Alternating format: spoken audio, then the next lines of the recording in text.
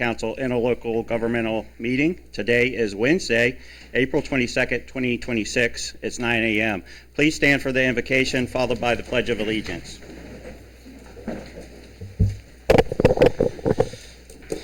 Father God, thank you for the blessing of another day. Thank you for the opportunities that this day represents. May our heart posture today and every day be for the greater good of our neighbors. Lord, I ask a special blessing on each board that's represented here today, for each staff, for each team member, for each teacher, school board, or school resource officer, and each volunteer in every capacity that they serve. Lord, just a special blessing on each one of them. Thank you for the spirit of unity and collaboration between our boards. May we always seek for the best interest of our community. We ask for wisdom and discernment as we navigate our agenda today. May everything we do and say be pleasing to you. I pray all this in the powerful name of Jesus. Amen. Amen. Chairwoman Hawkins, will you please lead us in the pledge? Allegiance to the flag of the United States of America and to the republic for which it stands, one nation, under God, indivisible, with liberty and justice for all. Thank you. A couple housekeeping things. I believe everybody knows if you go out the door and you turn to your left, the restrooms are down there on the left. There's also water fountains down there. I want to take a moment and thank the Pasco Hernando State College for being gracious hosts this morning. Also, thank you to the Sheriff's Office for being here as well. We appreciate that. A couple other things. When you go to speak, if you would like to speak, just simply put your nameplate up like that, and then I will recognize you. And then also, there's a power and mute button. It's in the center of your mic. Green is on, and obviously nothing is off. So if you're looking to speak, please do that. It is only for recording, so please speak loud. It's not amplifying you, so please speak loud when you go to speak. Is there anything else that I need to cover? Okay. All right, so we are on to item B. I'm going to turn it over to Attorney Joven.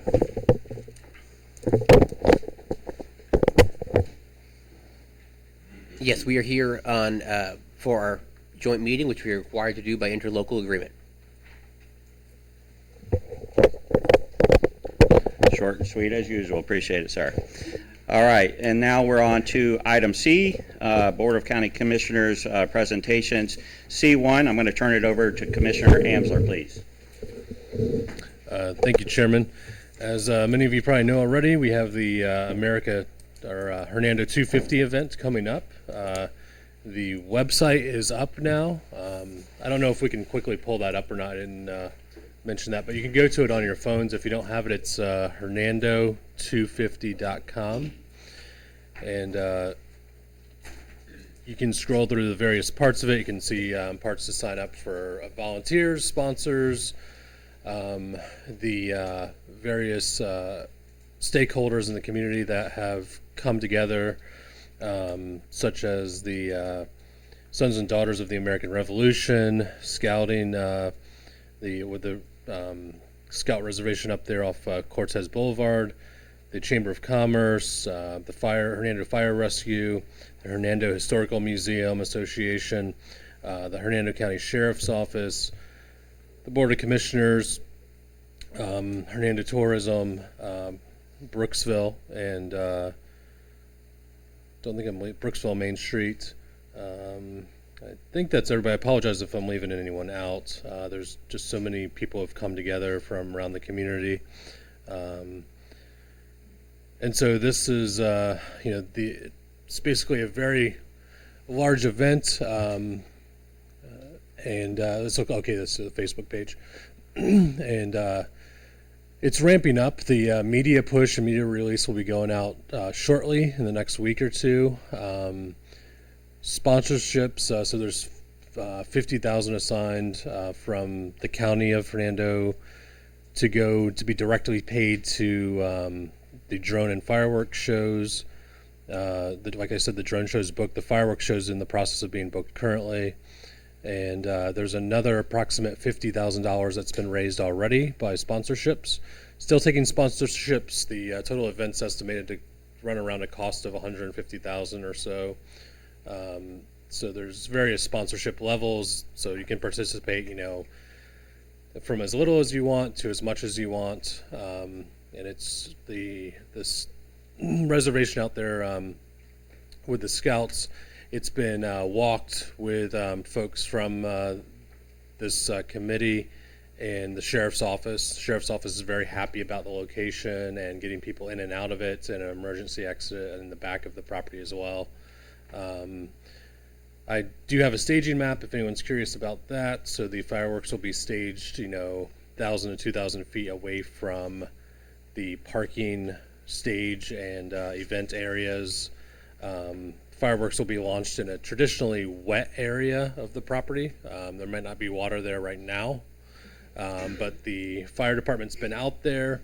The sheriff feels that it will be in rainy season come July, so he's optimistic that it will work out. If not, we'll have fire rescue on site. And if, obviously, we'll take direction from fire chief as needed leading up to the event, since we're in a severe drought right now. That's most of the update I have so far. I don't know if the rest of the board or the county administrator has anything, or the rest of the panel. No, I think it's just an update. I'll make sure everybody's aware that there is a community event being planned, a special 250th recognition. So we just wanted to make sure everybody's aware of the event happening. It's free to the public, free parking. So wonderful. Should be a nice thing for the community. Awesome. Thank you, sir. Commissioner Olaco. Yes, I just want to verify with our administrator, the funding from the Board of County Commissioners is actually coming from the tourism tax, correct? Correct. So what we're doing is we're actually rewarding Hernando County residents for using the taxes that are brought in from people from out of the community who come here and rent hotel rooms or VRBOs and stuff like that. So this is a way to give back to them without having to take from our general fund. We're actually using the money that comes from people who come here from out of town. Commissioner Amsler. And I did just want to add an afterthought. People had mentioned various grants for the 250 event, and I believe that was applied for in the past and was not received. So efforts were made to get other grant funding at certain points. So I don't want people to think like we didn't try to source money from other places, but Commissioner Olaco is correct. It's come from tourism, and I think that's an appropriate place. Thank you, sir. Do you have a follow-up, Commissioner Olaco? Any other questions, comments, concerns? Yes, sir. Commissioner Hawkins. Yeah, thank you, Mr. Chairman. So I think this is an incredible opportunity for our community. This doesn't come around every day, the 250th anniversary of our country. The fact that all the governments and interlocal agencies, as well as the community members, local businesses, tourism departments, all getting together to celebrate. This is going to be an event like no other in Hernando County. I appreciate the willingness of the Boy Scouts of America to basically donate their property for this event. It's going to be thousands of people. It's a free event, and it's an opportunity for us to get behind it as local leaders and really push it to our constituents and to the public so that they can enjoy it. And I think there's also a drone show, which I've never seen a drone show live, so I'm looking forward to that. So if it is too dry for fireworks, at least we'll have the drone show. Thank you, sir. Superintendent Pender. Yes, thank you. It sounds like it is going to. No, I don't. No, I'm going in a different direction. But I would like to offer our student groups, our leadership groups, our ROTC, if you need support for the event, if you need parking, chorus, anything that we can do through our schools, bands, anything that you would like to have there, just let us know, and we'll try to coordinate that to make it as best event we can and be engaged from the school system. Amazing. Thank you, sir. Commissioner Hawkins. That's great. Thank you. The Central ROTC, if you guys have never seen them field march, it's an incredible display. It'd be fantastic to have something of that nature out there to show future students coming up in high school, what they can actually do, that'd be fantastic. But it's an incredible, when they do a change of command, I recommend that everybody goes out and at least visits one time to see that change of command. It's being a veteran, it's close, but it kind of blows away a lot of the ROTC and the recruits that are graduating from boot camp. I mean, they're really, really good, solid. Thank you, sir. I'll add that I saw the Challenger K8 Jazz Band, I think it is, the other night, and they are amazing. So, amazing group of individuals. It was a really, really great jazz band. So, Yep. Awesome. Thank you. Any other questions, comments, or concerns? Okay. Looking forward to a meaningful community and family event on July 4th, Independence Day, and the 250th anniversary of our great country. All right, we're going to move on to item C2. We have a presentation by our Development Services Director, Omar DePablo. Welcome, sir.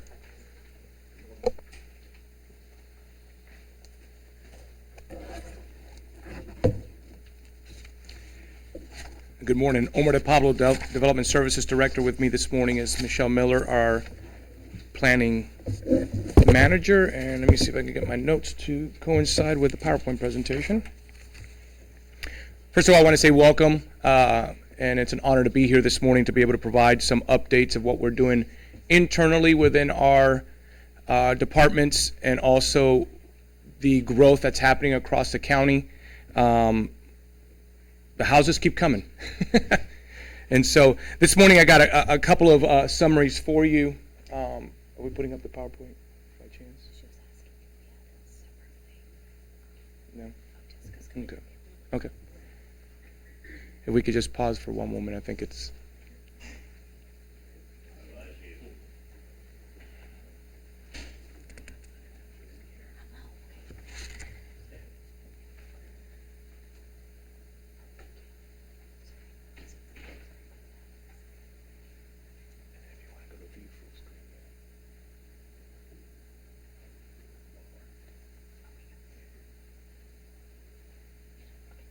All right. So what we're going to be going over today is we're using some stats from 2025. We have some updated stats up to this point, but what we want to go through is go through division activity, division initiatives, division performance, operational efficiency improvements, technology, and some cost savings that we've done. As well as we move forward, we're going to be seeing some of the growth that's happening in the county now. Last time we met, those numbers that we provided to you, those numbers haven't changed dramatically, but we have some new projects coming online within the county, one of them being significant.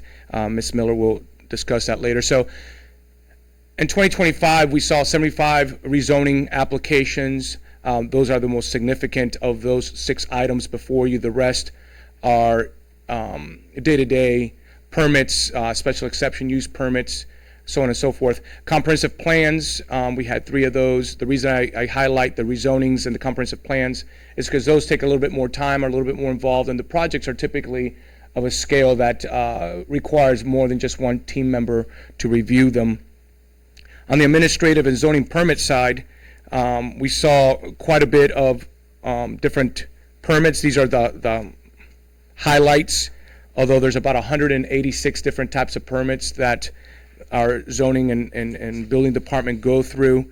As many of you have seen, we just revised our chicken permit. That was very popular here in the last several months. And then just looking at some of our activities, these numbers are quantifiable. I know they look big and then exaggerated, but believe it or not, this is the level that the county is growing at. Last year we saw 85,545 inspections. Now those are different types of inspections, but inspections nevertheless, that's cumulative totals. We do have a third party that assists us with video inspections, so if you add both of them together, we're encroaching at 100,000 permits, 100,000 inspections one way or another. Those inspections are reflective of 20,228 permits overall, plus or minus. One of the things that we are doing as the state continues to change some of the statutory requirements, especially with private providers, we've had to expand some of our services with our contractors, and that is the video inspection. A lot of these developers are kind of getting used to that technology in other municipalities, and so they're asking for that opportunity, because obviously between the private provider and the video inspections, they can get through the system a whole lot quicker. Some of the statutory requirements have changed. In the past, we had to process private providers within 10 days. There's a new statutory requirement. I can't remember if it's Senate Bill 883, but they are proposing to reduce that to 5 days. And so the process is getting quicker as we continue to grow. The next slide is just code enforcement. As you would expect, as the county continues to grow, so are the enforcement and citations. One of the things that we have done in the past year is we kind of changed the way that we do business, and we came up with a tier program, and that was reflective of the name change also. We went from code enforcement to code compliance, and trying to bring people into compliance. We've had a lot of success.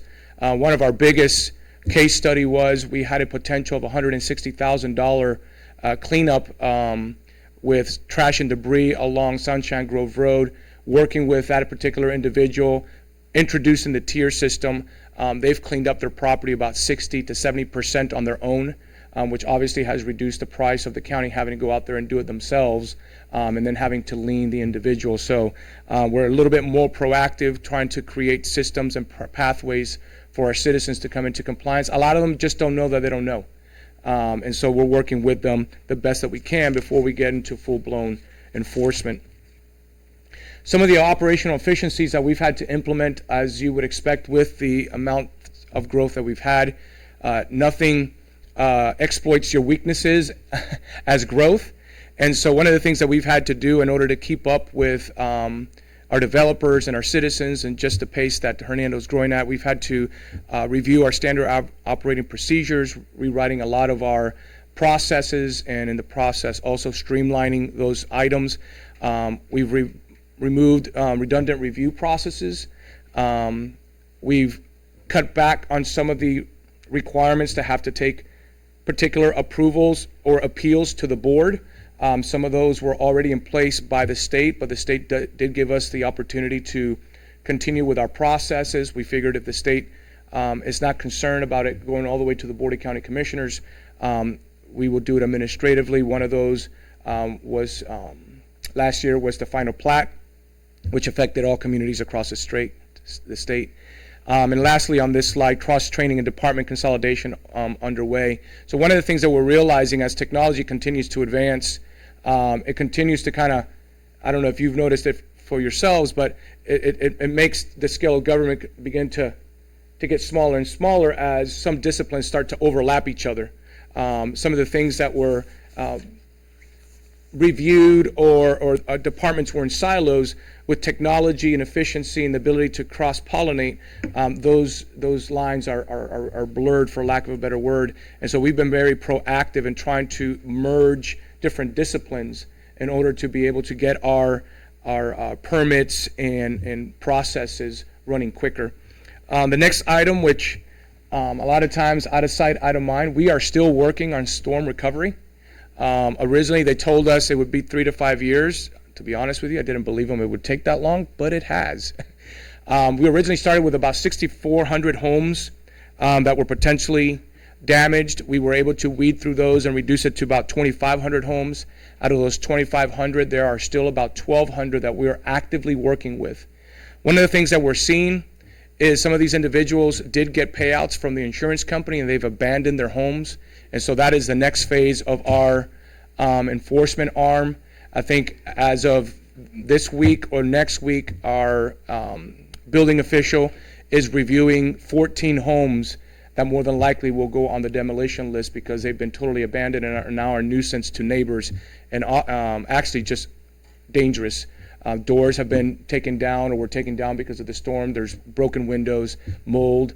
Last thing we need is any kids or individual or squatters going in there and endangering themselves or somebody else. So that's, I guess, the ugly side of storm recovery, but we're working with those residents, following all necessary procedures to give them all the benefits. But to be frank with you, some people have just said, we're not going back. You can have the house. So then we just have to follow statutory requirements and the process to go through the demo and take that particular structure down. You can see here the different processes that we've taken. Now, as we're moving into the new storm season, we're going to be a little bit more proactive than we ever have. I'm happy to announce that Hernando County has gotten a little bit of recognition. I didn't even realize how far ahead we were on the storm recovery process until Miami-Dade called us and said, hey, what are you guys doing? And if you think anybody's got their act together, it would be Miami-Dade with the history that they have. But they were looking to us and some of the softwares that we've implemented to really get an idea of how we were able and how quickly we were able to review some of our storm damaged properties and also work with our constituents. So we're excited about that. With that said, we're being a little bit more proactive this year. We're planning on doing 2, hopefully 3 different roundtables or workshop with our citizens. Some of them are going to be more specific to those who are still in recovery. What does it look like for them? Do they need any additional help? Because some of them are still living in FEMA-issued trailers, and also to educate the community. Last year we were lucky, no storm events. This year, if you're looking at the clues that the weather's starting to give us, I'm not feeling very cozy about it.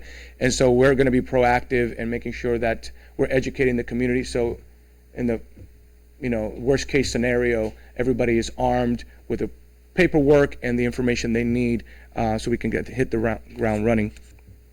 One of the things that I wanted to share was we are in the throes of Tyler implementation, as you would expect whenever you are adopting new software.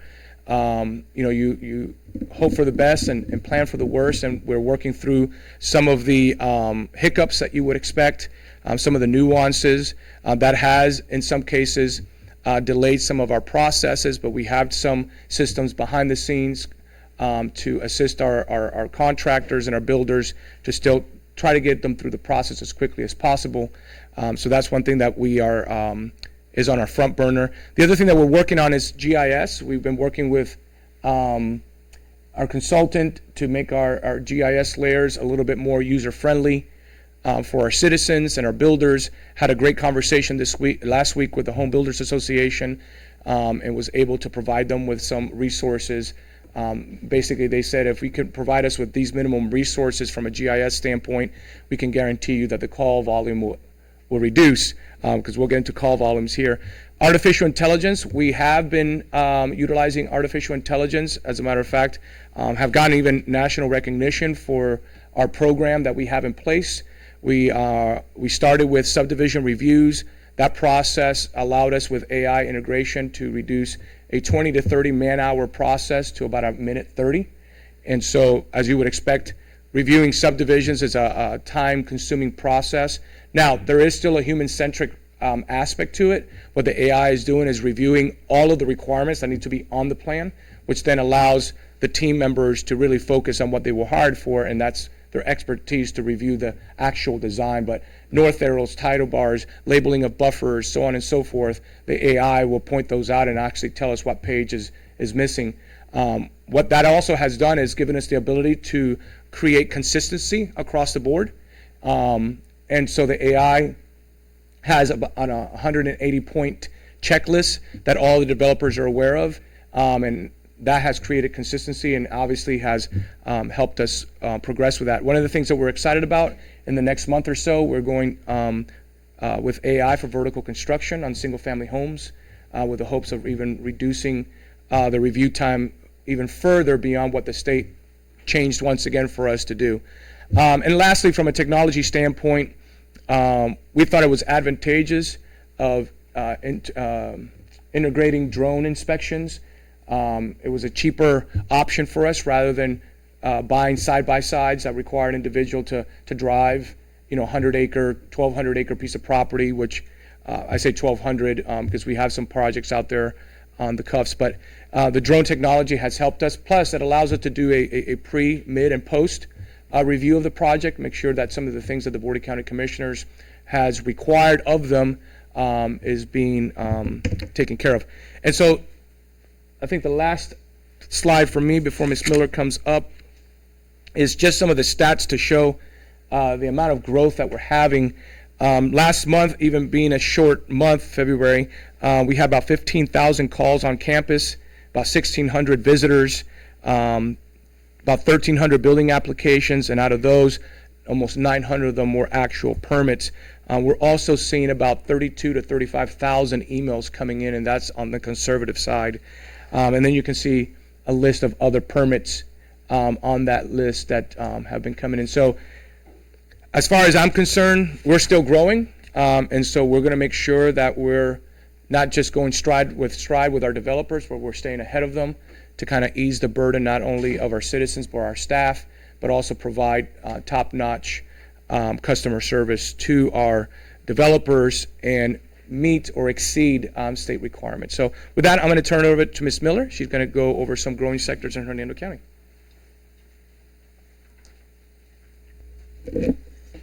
Good morning. I have to step on my toes so I can see over this. So I apologize if you can't see me. I can see you though. Michelle Miller, Planning Manager. As Omar had alluded to, Hernando County is growing. I'm going to use my mom voice. Hernando County is still growing exponentially. We have 3 areas of the county that are growing at a significant pace. And in these areas, aside from County Line Road, the Royal Highlands area and the I-75 and State Road 50 area, those are areas that were not previously considered to be moving in the urbanized direction. So we are seeing not only an increase in our population, but we're also seeing increased need for public facilities, emergency services, schools, etc., and areas that we have not really seen before. So the county has really been trying to focus in general on how to meet the needs of the increased population. Royal Highlands is the first area that Omar has just displayed for us. So currently, we have about almost 17,000 dwelling units in the hopper that have been approved in various developments in this Royal Highlands area. This includes many of them are historic communities that have vested entitlements from approvals that have gone all the way back to even the 90s and early 2000s in some instances, including Glen Lakes, Seville, even Cabot Citrus Farms that was previously the World Roads development, Lake Hideaway, Canopy Oaks, Crystal Waters, etc., not including the Royal Highlands area in general that's not associated with any specific development that has almost 5,000 units still on the books that can be developed. So this area is of critical concern for us as we move forward, especially as it relates to our fire and EMS and our school capacity. And we are continuing to work with every developer as they come forward to try to have them identify their proportionate share of impact and provide contributions to that cause.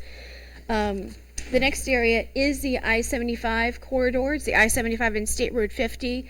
This is what we call our planned development district in our comprehensive plan. This area was designed and planned for mixed use.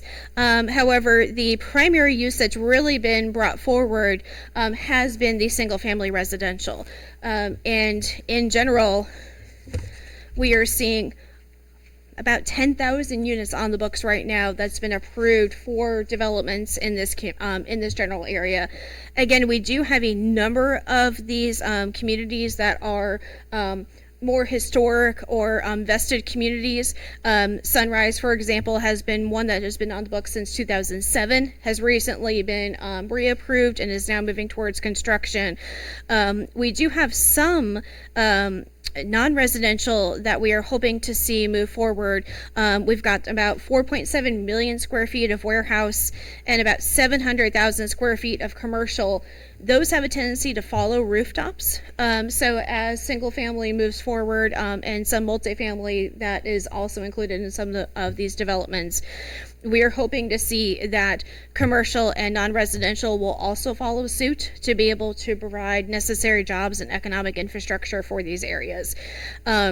And for the school district specifically, we have been working very diligently with a lot of these developers to set aside land for potential school development, and also entering into development agreements with the school district serving as a limited party to ensure that the school district does have what they need to ensure that these children that are ultimately going to be living in these units will be provided the necessary and quality education that they deserve.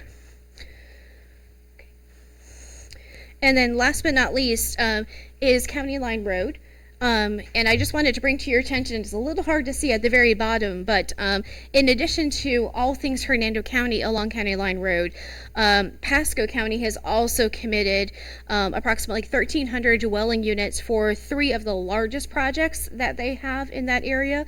They also do have some non-residential as well, but County Line Road is going to be growing from both counties. And there is a significant growth on the Hernando County side, about 2,000 units that are currently in the queue, and then taking into consideration also the 1,300 units for Pasco. This is a growing corridor as well, and something that we are continuing to monitor. So, the comprehensive plan is our state mandated plan that also really helps us look at the future for the county.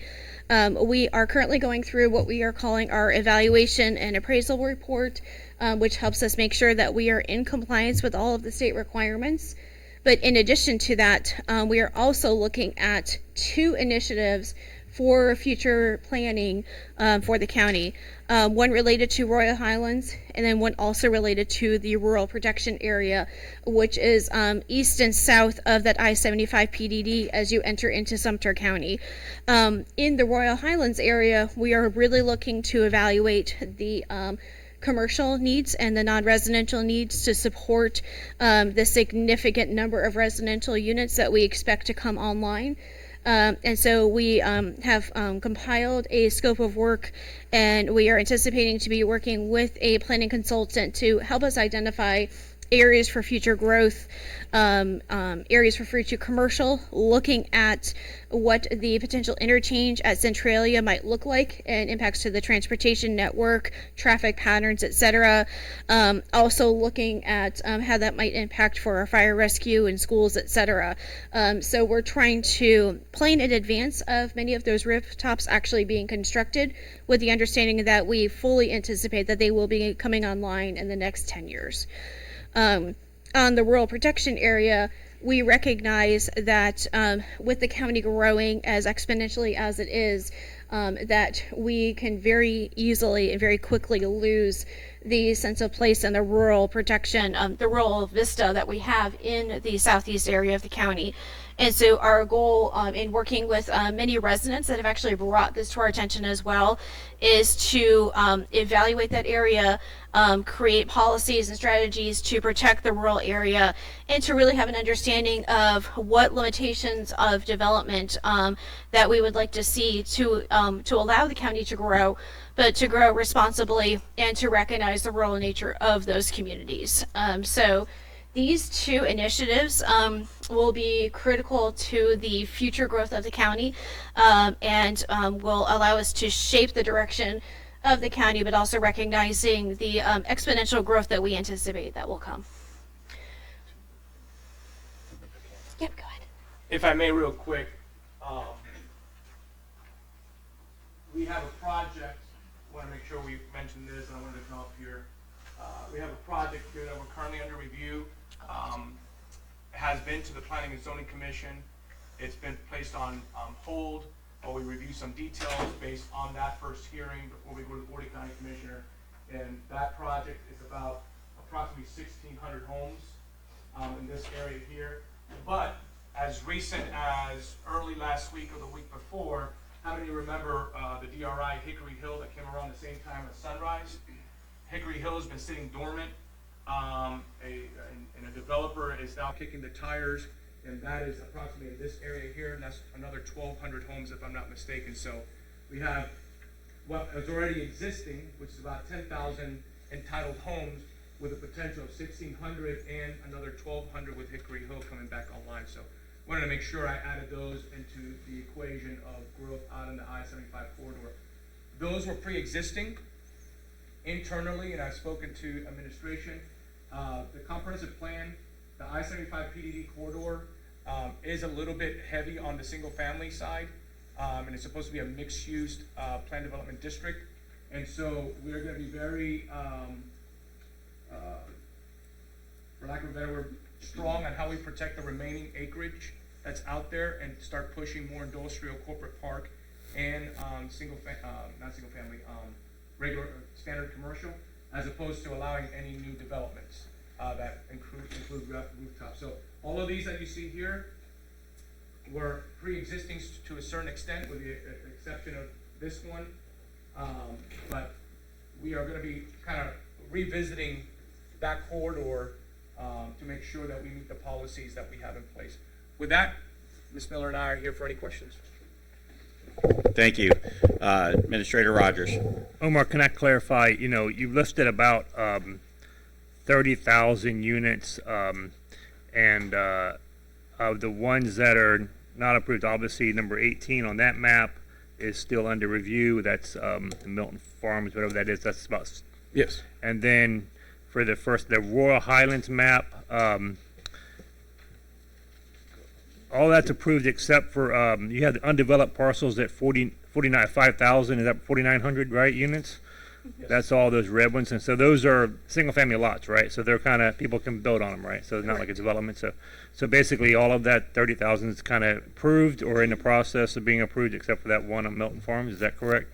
That is correct. And Okay. we did subtract the Swiftmud-owned parcels.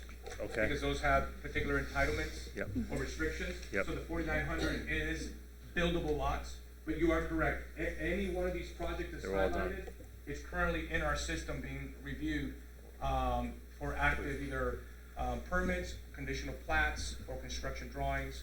On the I-75 side, you're correct.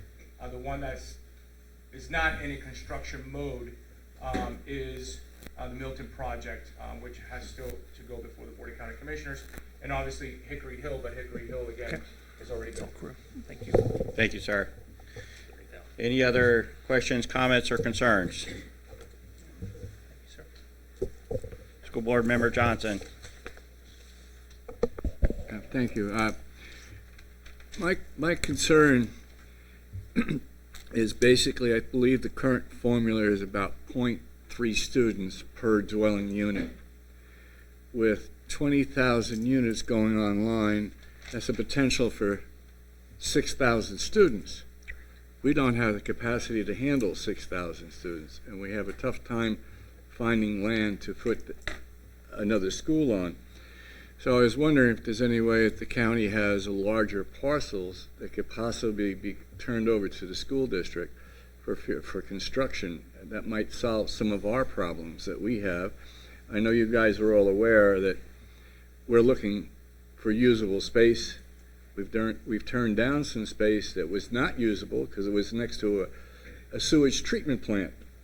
And I don't think anybody would want their kids going to school in another smelly environment to use it. So any help we could get in that area, I know we would greatly appreciate.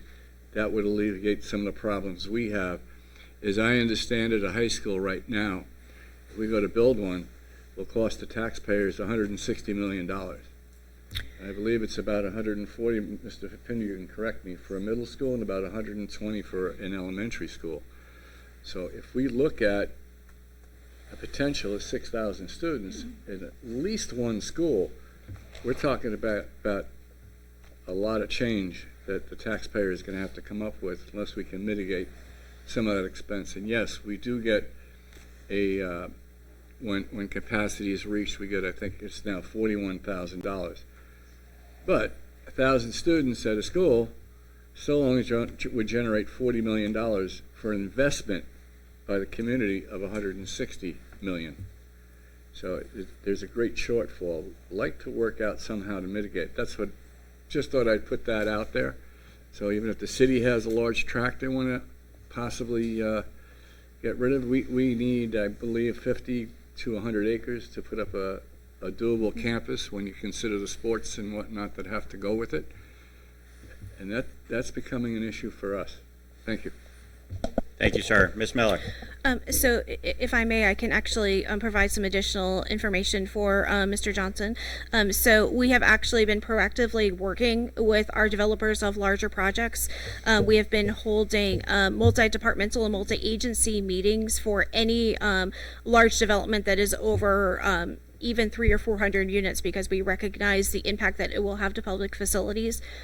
For that Melton property, as Mr. DePablo had mentioned, they have actually agreed to a set-aside for property that will be scheduled in front of the school district. I don't have the date yet.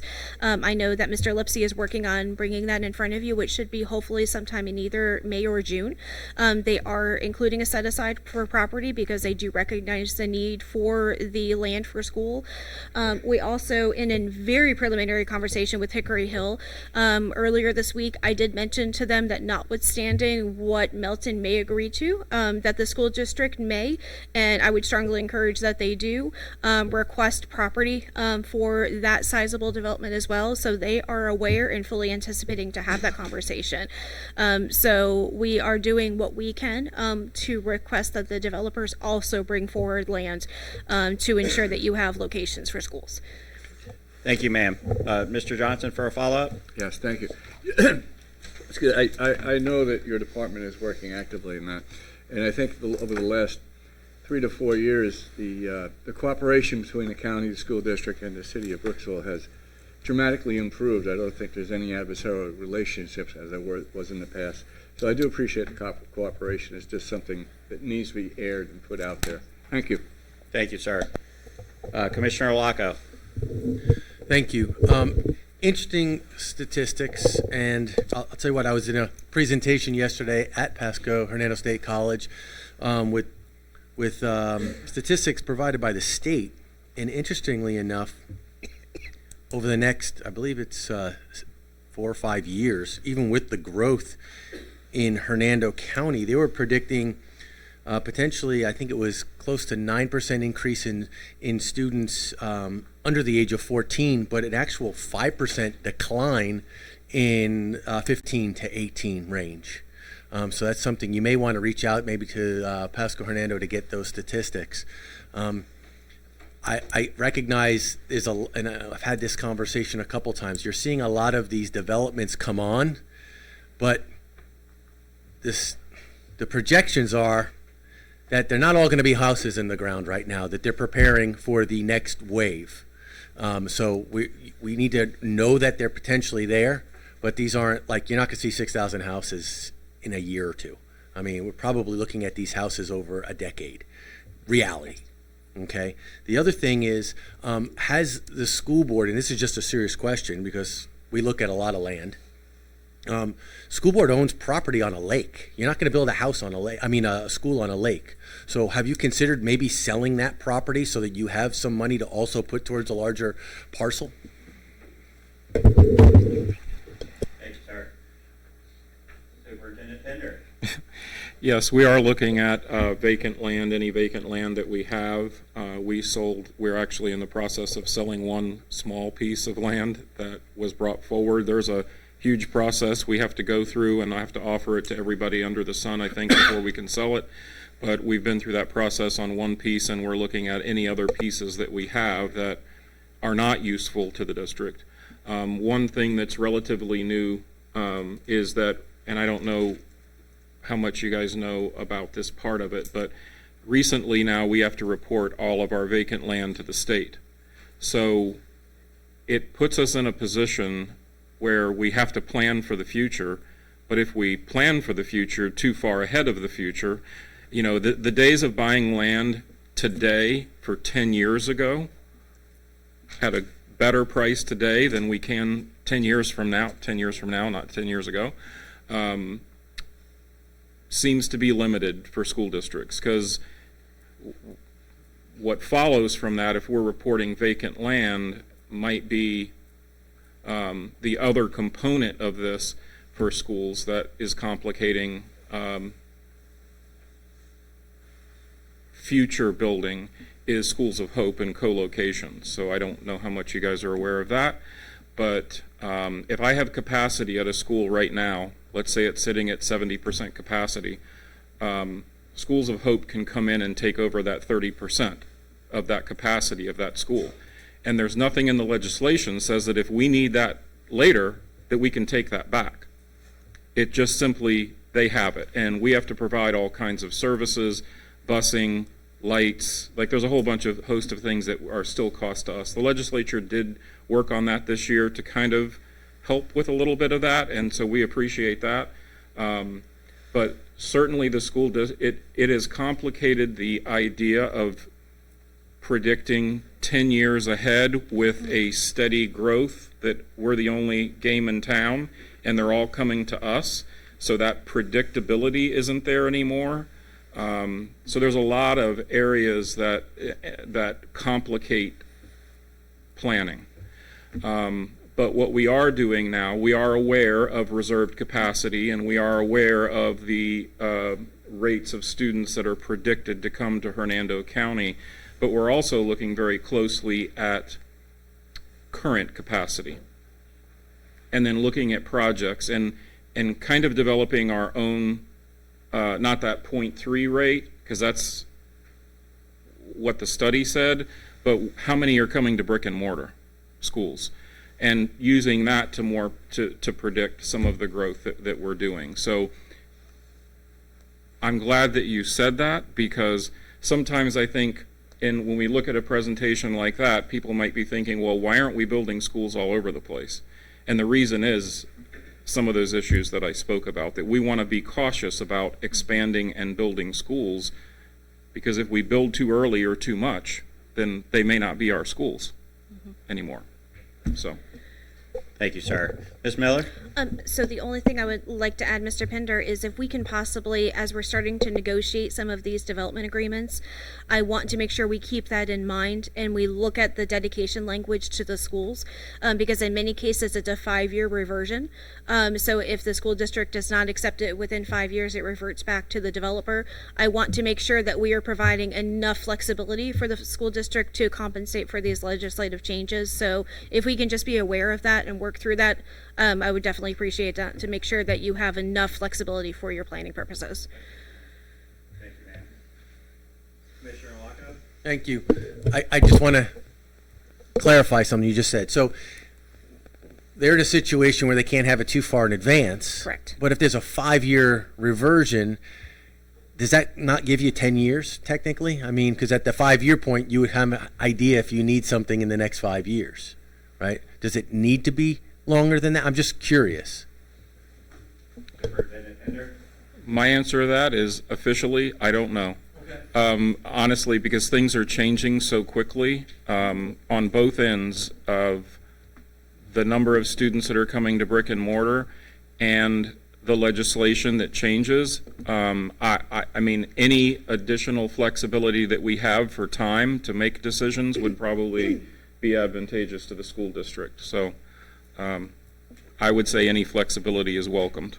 Can I say one more thing? Yes, sir. Thank you. Michelle and Yes, sir. Omar, maybe language needs to have less to do with the years and more to do with a percentage of homes in the ground. Agreed. Because if you do it that way, I mean, if a development like Sunrise, for instance, it took 20 years before they still don't have a house in the ground. Well, if they had a property that was provided or going to be provided to the school district that was dependent upon, it can't sunset until they've put a certain number of homes into the ground, that might work better for the school district than years. Agreed. And we do something very similar. We attach transportation improvements to rooftops. So something very similar could be done for the school district. Absolutely. Okay, thank you. Thank you, sir. Any other questions, comments, or concerns? Vice Chair Rodriguez.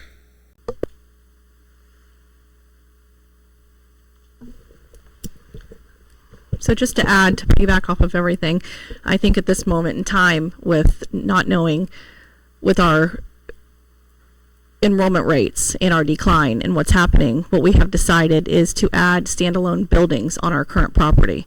So putting those buildings on the property we already have and the schools that are already existing seems to be fiscally responsible and more feasible for us at this moment because of the government and all of the legislator, all the student choice, being able to have more charter schools and homeschool and all the ability for parents to be able to pull their kids out of public school at this moment. I think the window we did miss, there was a time that we should have built another school, and it was years ago, but we didn't, so we're here now. It's not me that didn't, but the previous boards. So at this moment, a lot of people say, well, why are you not putting a school up? We haven't had a school in 12 years, 12 plus. But when we should have done it, we didn't. And now where we are, it wouldn't be fiscally responsible for us to spend that kind of money to put a school up, not knowing the enrollment rates and the decline and what's happening, because now parents have so many other choices. So at this moment, we thought it would be advantageous for us to just add buildings on the property that we currently have. And right now, that's working. So that's our plan at the present moment. So just wanted to add that. Thank you, ma'am. Any other questions, comments, or concerns? Okay. Mr. DePablo, Ms. Miller, thank you so much. Thank you. And I appreciate that last slide because we're definitely better together. Appreciate it. Okay, we're going to move on to C3. And I am going to welcome our Community Service Director, Chris Linsbeck.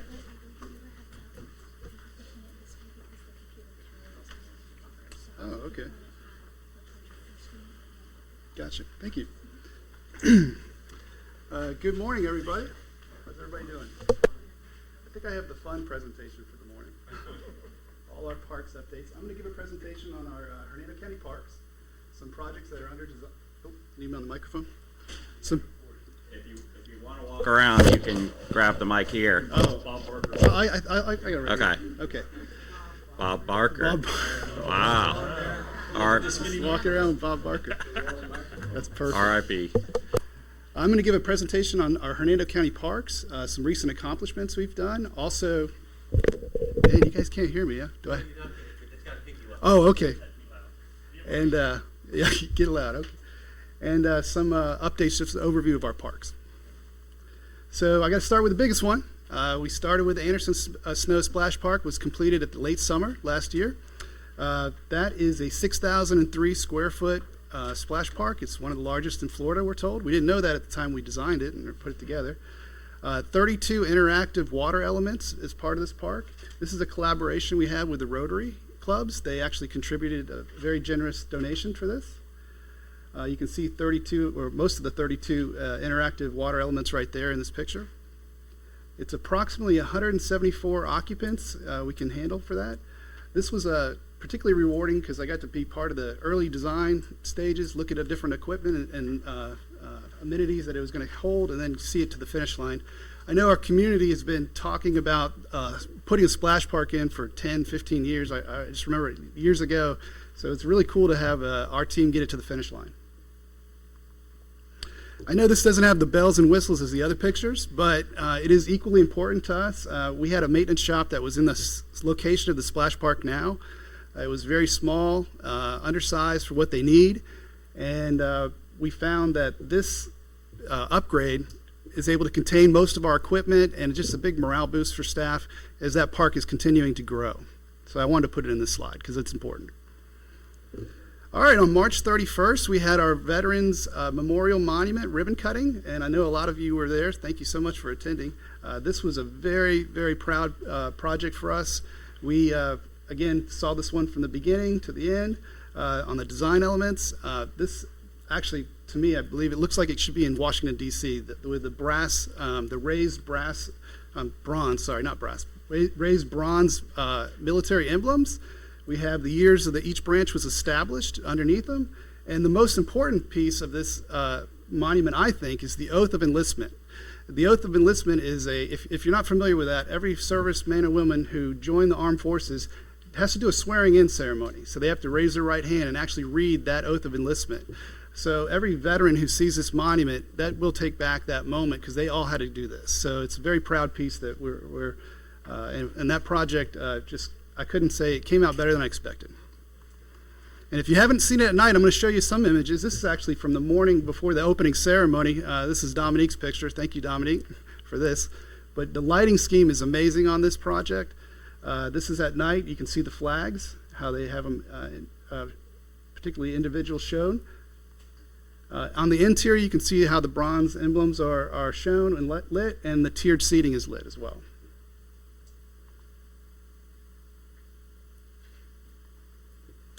All right, in December of 2025, we finished the fitness court for Veterans Park. This is a collaboration with Tampa General Hospital, Hernando County, and the National Fitness Campaign. This is an outdoor gymnasium that fits along the Veterans Park walking trail, the half-mile walking trail. It's basically, there's Jeff showing his Navy roots right there. He broke it in for us. Go Navy, a little PT for you. This one's really neat because it functions on full body workouts.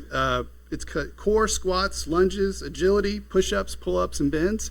The real neat feature about this project is it has this, if you don't know how to do it, it has you can scan the QR code or you can download the app, and you can have a digital coach. So basically a workout in your pocket.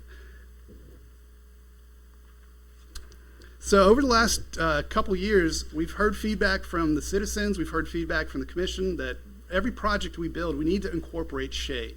So we're trying to, especially for the projects that relate to children. So we're trying to do more and more. You'll see that even more relevant with the playgrounds. All our playgrounds now have shade sails. This is Pine Island Playground. You can see, and I see it as a win-win situation because it not only the shade protects the kids, but also helps preserve the amenity, the equipment a little better too. It keeps it weather resistant and the sun from beating down on it. This is Pioneer Park, so you can see that shade sail covers the entire playground piece itself. Particularly, can you look at the structure on the right? We used to have picnic tables with roof structures incorporated into them. We lost most of them during the hurricanes. We took out the remaining ones just for safety concerns, and we started putting in more of these structurally sound shade covers to go for the picnic, and they get a little more shade on them. You can see we did that with Rogers Park for picnic areas. This is Linda Pedersen, so you can use it for picnicking or even fishing from it. Here's some more of them at Delta Woods Playground. So this is an area where the parents can sit. That picture was when they were under construction. And this is an older picture of the splash park under construction, but I think it's important to look at those shade pavilions, how we oriented them, and how we meandered them around the splash park, because we were looking for the line of sight. We wanted the line of sight for parents to be able to see all aspects of the wet deck where their children are playing. Also, we put a separation fence between the splash park itself and the pavilion area to keep food and beverages kind of off to the side and off the wet deck. So we do have a few projects in design. I'm going to go ahead and go through them. The first one I'm going to start with is Weeki Wachee Preserve. Weeki Wachee Preserve is a 350-acre lease with Hernando County and Southwest Florida Water Management District. It's a 20-year no-cost lease for passive recreation. The area I'm going to focus on is that little black box, which is 9.41 acres, which is phase one. And it's basically, it's hard to look at a lot of imagery, a lot of stuff on that picture, but it's basically a repaving and restriping of the R Beach parking lot to incorporate as much parking as we can. We're going to add a restroom facility in that parking area, a switchback that'll go to over a pedestrian bridge to cross over the canal, and on the east side of the canal, on the landing area, it'll meander to the walking trails. You also see a little triangular kiosk. That kiosk is similar to what we have at the preserves. You can put map, trail information, rules, park regulations, anything that we think will benefit the general public. Speaking of parking, Veterans Park has been a challenge over the last few years with parking. We've seen the leagues have been growing. We've seen more and more parents and family members showing up for game days. That's presented a very, very big challenge for us because parents seem to park anywhere they want. It doesn't matter how full the parking lot is. We found they park along Spring Hill Drive, they park along Glen Ridge. It becomes a safety issue. So what we've done is we looked at Veterans Park and looked at the park itself to see if there's any areas that are underutilized. Can we add additional parking? And we found that Field 1, which is a multi-purpose field, was not being used by the leagues because it was too small for gameplay. So what we've decided to do is we can add 52 spaces into that area and pretty much alleviate the cars that are being parked on the outside of the park and bring them into the park itself to remove that safety component. Also, we're going to add reconnect the walking trail so it's not being affected by this development.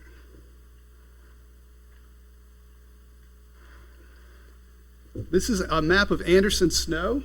The master plan for Anderson Snow, if you look on the northeast side or the bottom right section of the park, you'll see the road Edward R. Knoll Drive. We're going to do a rear connection or rear entrance into that park to add parking and 2 of those multi-purpose fields to go back to that goal of adding more field space for the limited or for the leagues that are continuously growing. This particular plan shows a few future phases as well. You see the quadplex, that's a future phase, additional parking beyond that, and maybe the recreation building that's in blue.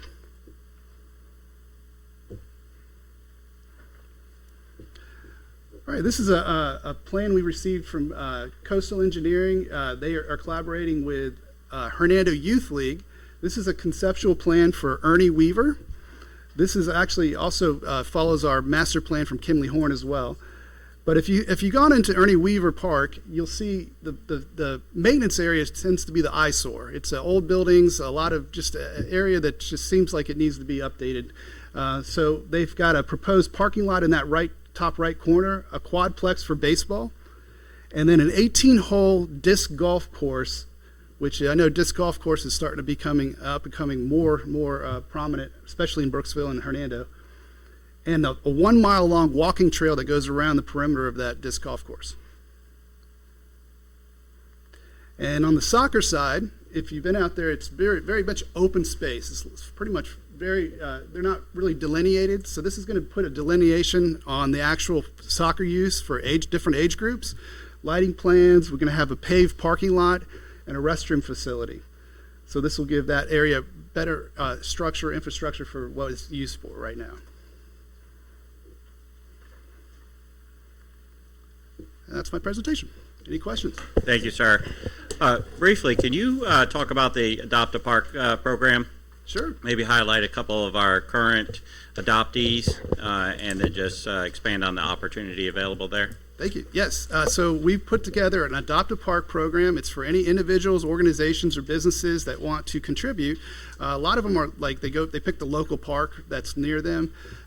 What they can do is you can do up to a minimum of 2, but recommended at least 2 a year of some type of engagement with that park, either a cleanup or some of them even have done paintings, or I'm sorry, murals. They've done benches and different things so you can contribute to that park. And what we do is we put a little sign on the park that recognizes that contribution, what that effort is, and it's free. There's no charge for this at all. It's just a sign up with the Hernando County. We'll let you know which parks are available for adoption, and that's how you can get in there. Perfect. So if anybody knows any volunteer or civic organization, community organizations, they would just reach out to Parks and Rec. Parks and Rec directly. That's right. Awesome. Thank you. Yep. Chair Hawkins. Thank you. I think you have everything covered in these parks, and I think this is amazing. My question is, do we have any plans for an aqua center? Because that's what the county really needs. So the aqua center was put into the master plan. We did have a recent Parks and Rec master plan. We did add that in. That has been a discussion. I know it was a discussion on the last interlocal meeting or one of the last ones. So we welcome that description. We don't have it as a particular capital improvement project in the 5-year, but that's what that master plan's for, to give us a roadmap to start getting those discussions and how we're going to fund these things and bring them into play. So that is the discussion point, yes. Thank you, ma'am. Thank you, sir. Any other questions, comments, concerns? Okay, seeing none, I'll take a second to highlight the Veterans Memorial a little bit more. Anybody that wasn't able to be there today, I highly encourage you, or for the ribbon cutting, I highly encourage you to go out there and see it. It is super, super special for Hernando County. Powerful, impactful, very meaningful. It's just amazing. State Rep Holcomb, when he was county commissioner kind of got this conversation going. And this is called Veterans Memorial Park. And when you drove in, right off of Spring Hill Drive, right in the middle of really Spring Hill, when you pulled in, like you would have to really know where the memorial was and try to find it. It wasn't in a prominent space. And even more disappointing, it was not ADA accessible. And so if we had members that had served our country that were in a wheelchair or had some type of disability, they could not access that memorial that's there for them. And so we've addressed that, and then additionally address the flags that were there. It didn't include all the flags, and the flags weren't appropriate size. And so address that as well. I want to thank Commissioner Hawkins for taking that baton once State Rep Holcomb left the board, and taking that baton and running with it and seeing that to completion. And I also like to thank the Hawkins family made a generous donation to that project, and so I want to thank them again for that. And then staff, amazing job getting that to completion. Something really, really, really to be proud of for all Hernando County residents. This is super, super special. So I just want to take a moment to say that. All right.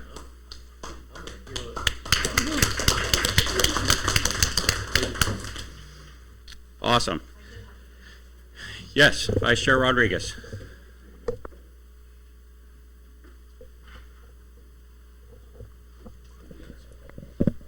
This is for Mr. Rogers. I think you have been in discussion before with the veterans flag football coach. I think that's Coach Drew, and I think he has spoke to you guys a little bit about, I think this is going to help eliminate the situation with the parking. But right now at Veterans, when you show up there to park, of course, there's nowhere to park. And he had mentioned possibly using Anderson Snow, and that he had some discussion with you. I'm not sure what happened with that. Do you know? Yeah, we've had lots of discussions. So we're going in that league, and as these leagues expand and limited access to those fields, and so the leagues also, all state also have a responsibility to make sure that they have the adequate space when how many people they sign up also, right? But we are working with them on alternate locations. I'm sure Chris is, we have some solutions for them temporarily while we eventually build space for these leagues expanding. Chris? That is correct. So we have met with that league director, Drew, and the parking got significantly worse this season than we've ever had. So we actually moved the league for the final part of their season, the final month of their season, to Ernie Weaver, just to give them the ability to finish up, so we could work on that. I think that Veterans Park additional parking is under permitting right now. It's that far along, so we're hoping to get that completed soon. I think that will help alleviate what their needs are. But as far as Anderson Snow and Ernie Weaver, we do have active contracts with the other leagues in there, so we'd have to navigate those components if we were to bring a different league into that play. Okay. I know I have 3 kids that play flag, so I'm there 3 nights a week, and there is no parking. And I have had discussions with him, and he had said to me that they said no due to soccer, excuse me, but we don't need a lot of space, just 1 to 2 fields of the 6. There is so much more parking there. That's the biggest issue we face. So I just wanted to bring that up. Thank you. And I do want to give credit to both HYL and Hernando Soccer. They offered both Anderson Snow and Ernie Weaver to help us with this solution this last summer. So they are working with us. Yep. Thank you. Commissioner Locko. I think it's important for us to also recognize that there is, we're talking about a for-profit organization, okay, and there has to be a collaboration, right?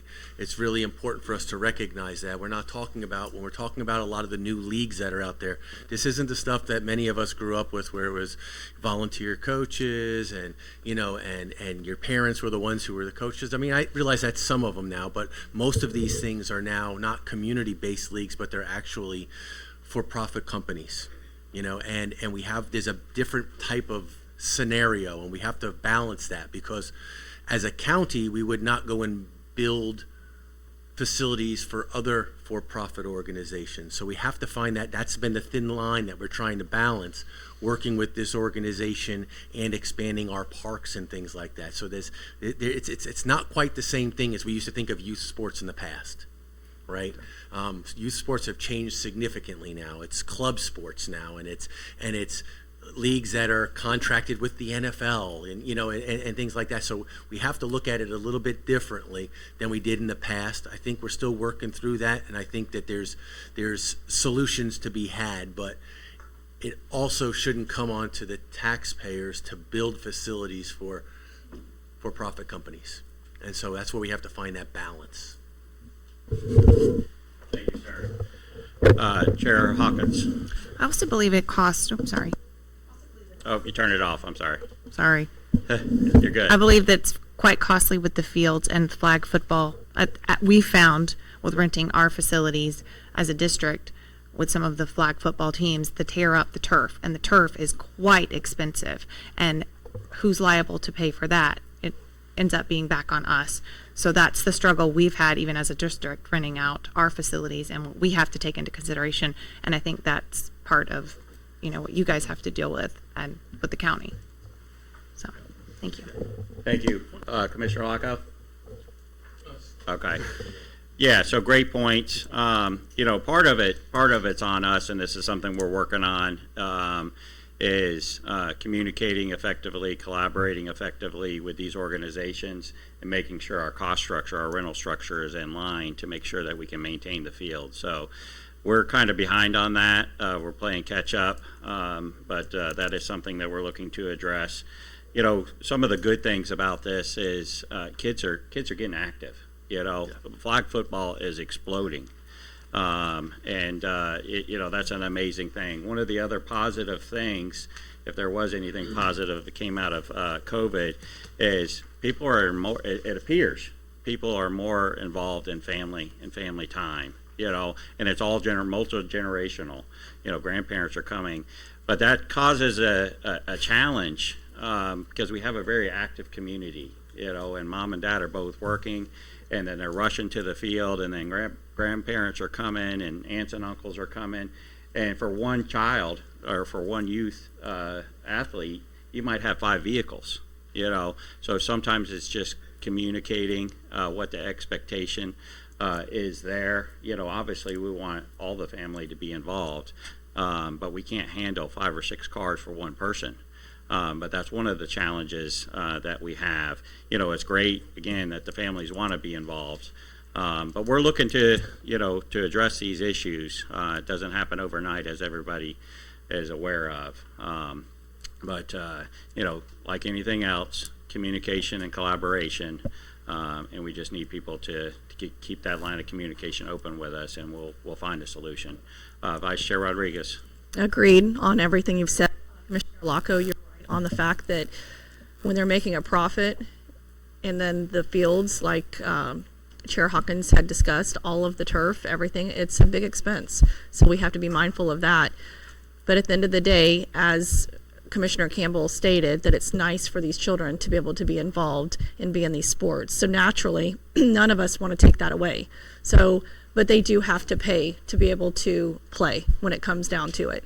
And I think that's the biggest thing, is us collaborating, communicating, not eliminating the sport, not eliminating the program, because I think almost every kid in the county is involved in that in some way, shape, or form. I mean, there's 1 million kids that are out there playing flag, and it's become such a hot commodity. It seems like everybody's playing flag now, so I think we want to encourage it, but in the same respect, we want to be mindful of the taxpayers' dollars. I think coming together, all of us, there's a solution, like you said, Mr. Campbell, but there's also the fact that our turf and everything else can get torn up, and we have to be very careful on the expenses that we incur, that we're taking on, that we are also being fiscally responsible. So thank you. Thank you, ma'am. Vice Mayor Bronson.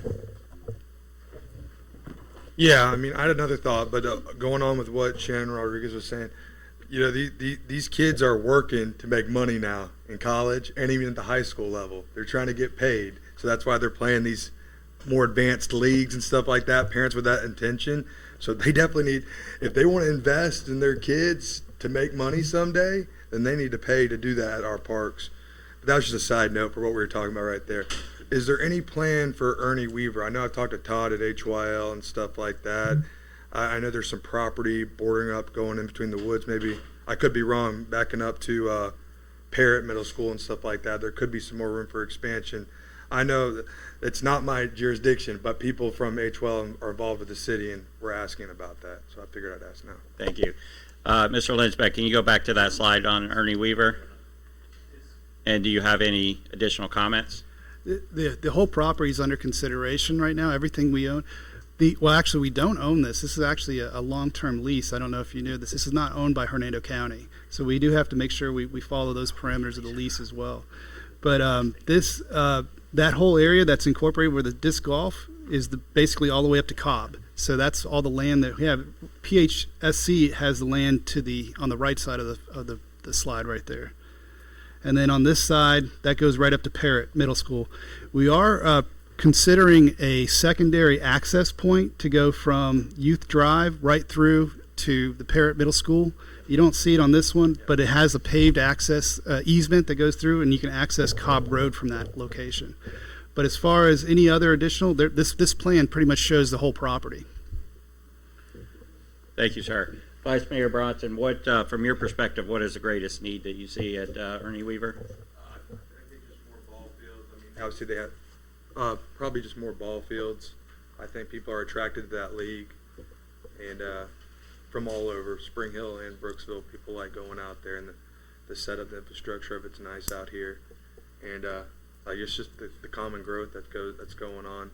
I know they would like some more fields. Everybody wants more fields. And more room and stuff like that. But I know HYL is not one of those leagues that is looking to make $1 off everybody. So that's why I thought there's currently a disc golf track there right now, but that's the plan. No, that's a conceptual plan. That's why I put it on. No comment. I think he loves the idea. All right. Councilmember McKeithen. My thought is, and we're having an issue with parking. Has there been any thought of maybe putting up specific parking spots for carpool? You have a lot of families that are coming to these events, as you had mentioned, different, aunts and uncles. Maybe they all meet at one house, they all carpool, and maybe some of the closer parking spots are specific for carpool. That might help. I know it might be a little bit difficult to police, but I know it helps reduce, on highways, different things like that. But maybe we could, implement something like that to encourage more people to ride together.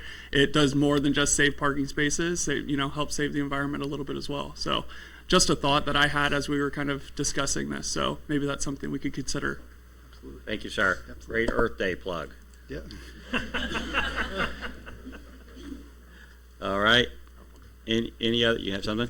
Administrator Rogers. I just want to add to the conversation, as we talk about flag football, there's a lot of other leagues that we have been discussing with and we've had to turn down, right? So I think it comes down to what you said, Bronson, about the expansion of sports and, and as everybody's making a private team now and teams, and we've turned them down. The adult leagues, we've had basically a lot of discussions at the county about adult leagues and everything, and basically say kids are first, and actually recreation teams are higher priority than the travel teams or the competitive teams, because recreation is the most important part of this. And so we've had to prioritize just a level of leagues getting on until we get more of these fields built long term here. But and as for Ernie Weaver, it's not in the current plan now, but we budget every year in the capital improvement plan. So we did a park master plan, and then we'll be discussing in the future about where we head next for recreational improvements. But, yeah. Thank you, sir. Any other questions, comments, or concerns? Seeing none. Thank you, Mr. Linsbeck. Appreciate it. Thank you. Okay. Do we need to take a brief recess? All right. We'll take a 10-minute recess.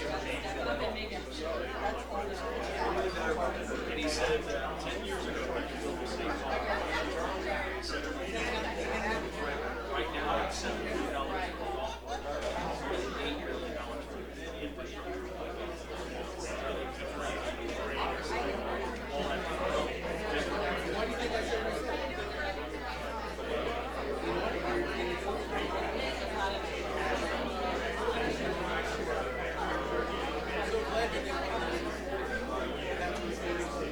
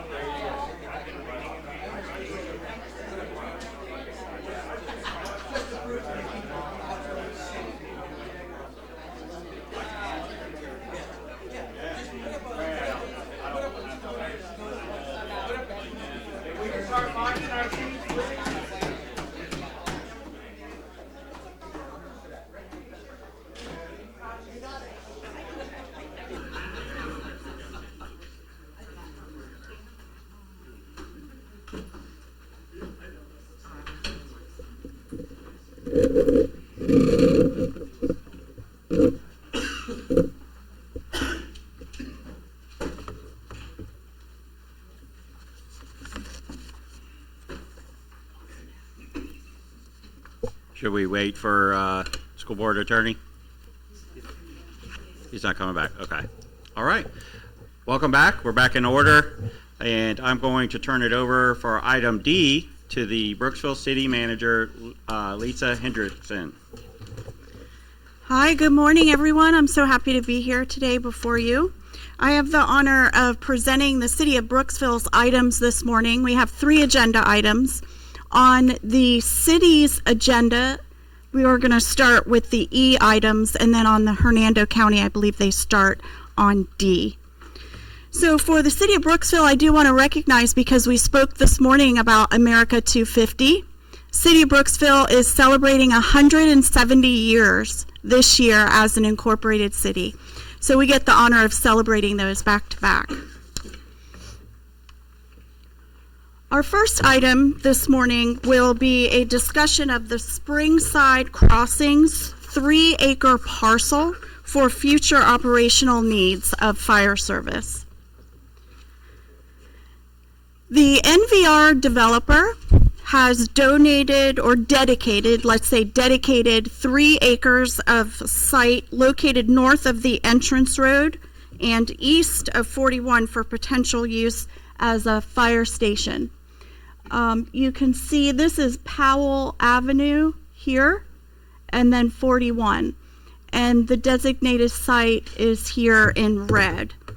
Now, this dedication is to occur concurrently with the recording of the first final plat within the development. And the reason we're discussing this morning is because we're looking for some consensus between the county commission and the city council on the future use of this parcel for fire service. With us today, we have our esteemed fire chief, Mr. Paul Hassemeyer, and he is going to come up and lead us through a discussion on the operational and overview services for fire. So I'll turn it over to Chief at this moment. Thank you. No, I'm right here. All right, good morning. Happy Wednesday. So the map before you is probably in the packet. Well, it's in all your books. Look at that. So this is a map of the county, and the yellow dots, the yellow and highlight, the numbers highlighted in yellow are current fire stations. There's 14 throughout the county, and there's blue stars in several locations that are areas where we anticipate future fire station locations. As Omar's presentation a little bit ago, talking about the different growth areas, the high density growth areas that are anticipated, some projects that are already going. So the blue star going up 19 around Weeki Wachee High School, just south of there, that's we're currently have bids out for that fire station project. That's at Atlanta 19, just south of Weeki Wachee High School, and we've been working on that for a while now, and hopefully that project will in the bids will go back before the Board of County Commissioners, maybe as soon as May, end of May or June.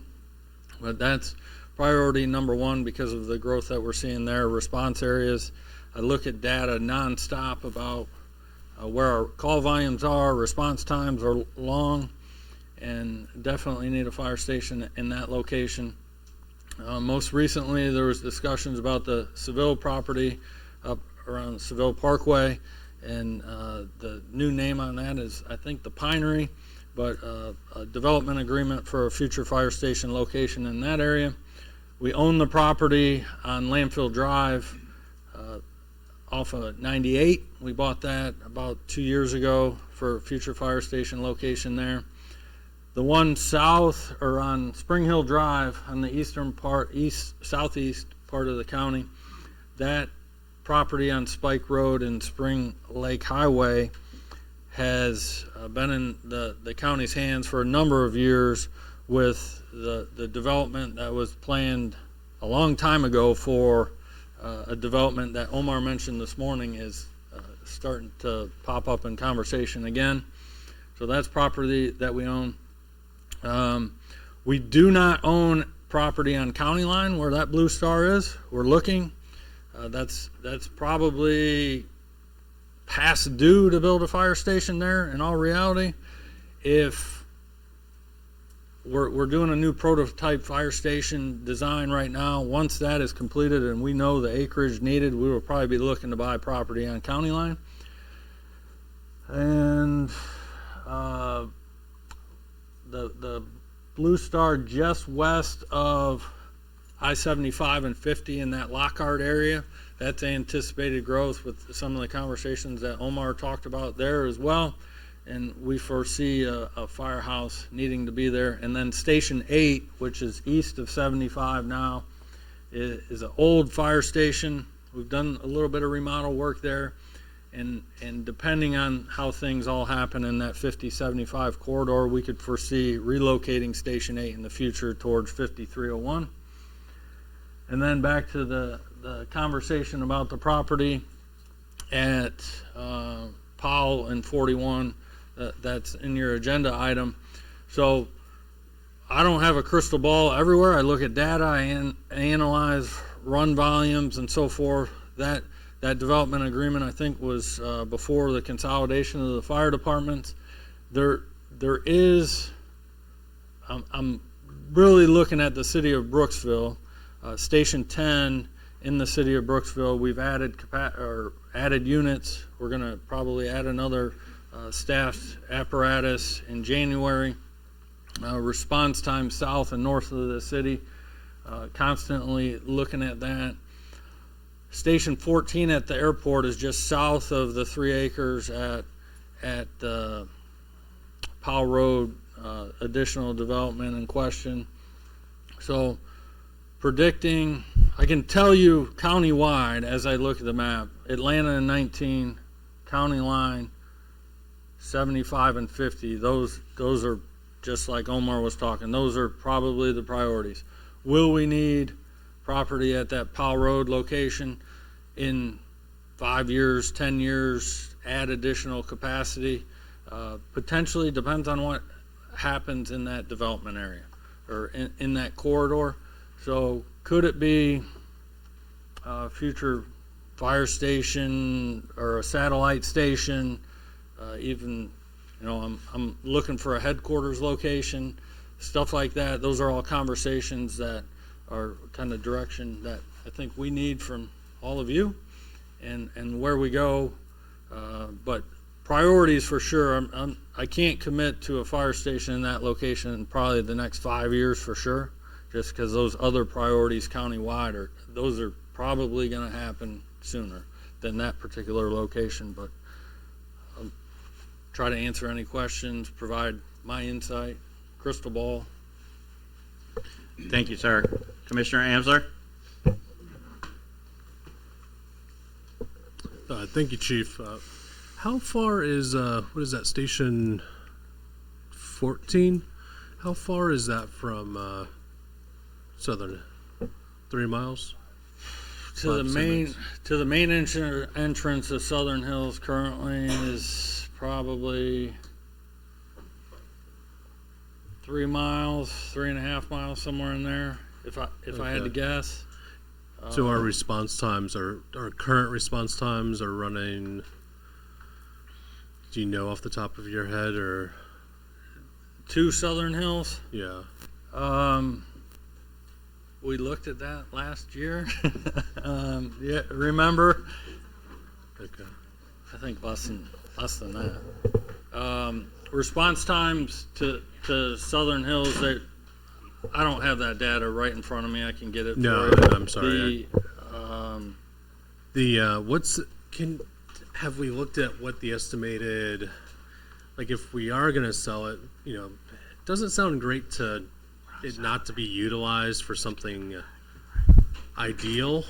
Like if, say, we weren't going to use the property for the next 10 to 15 years, it'd be great to see it used for something that would benefit the community in some way, shape, or form, unless it had some sort of significant market value. So if it's like 3 acres, it might not be a significant amount of cash. So I just want to kind of put that out there as well for context to everyone. One perspective the challenge is, I've been here three and a half years. There was property the county had on Spring Lake Highway for a future fire station, and that was in county hands, I think, for close to 12 or 15 years, with predicting that development south Spring Lake Highway. With Mr. Rogers' help, we started looking at, okay, where are we going to need fire stations in the future? Landfill Drive, the 98 corridor, obviously going to blow up. 19 corridor, looking out 75 and 50. So the property we bought on Landfill Drive, I don't think we'll build a fire station there for some time. So sometimes it's good to have the property as communities change, developments move.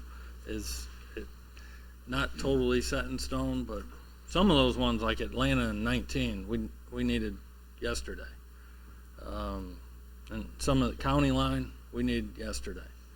As far as response times, capacity, utilization rates, we're just and then what the future holds, those are direction from all of you. Thank you, sir. Chair Hawkins. So with the projection of these needing firehouses, or stations, I should say, would you project that you're going to need more workforce, more staff? I know Ms. Bonzik has been working diligently on trying to have a CTE program in our schools to have more firefighters, EMTs, and such. do you project that you're going to need, or what is your workforce like right now as far as able to hire staff? So our recruitment and retention has evolved and improved greatly over the last couple of years. Our staffing's, I think we have 5 openings, so of a force that's 350 combat personnel, having 5 openings, that's great. We're in great shape. Essentially, it's 100% staffed. We also started a trainee program that's internal to us, where we do a test every June, really kind of throwing the softball out there for high school kids to go through the testing process. We get them on a list, and then we have 12 FTEs where we could hire employees to come in. We send them to fire school, EMT school. Once they're done, we get them on the line, fill openings. And also with the CTE program, I think that's the mnemonic. I just had a meeting with the Weeki High School principal last week and an assistant principal talking about that more. They're looking into some things on the school side. So as far as the curriculum and design, all that stuff, that's on the school side.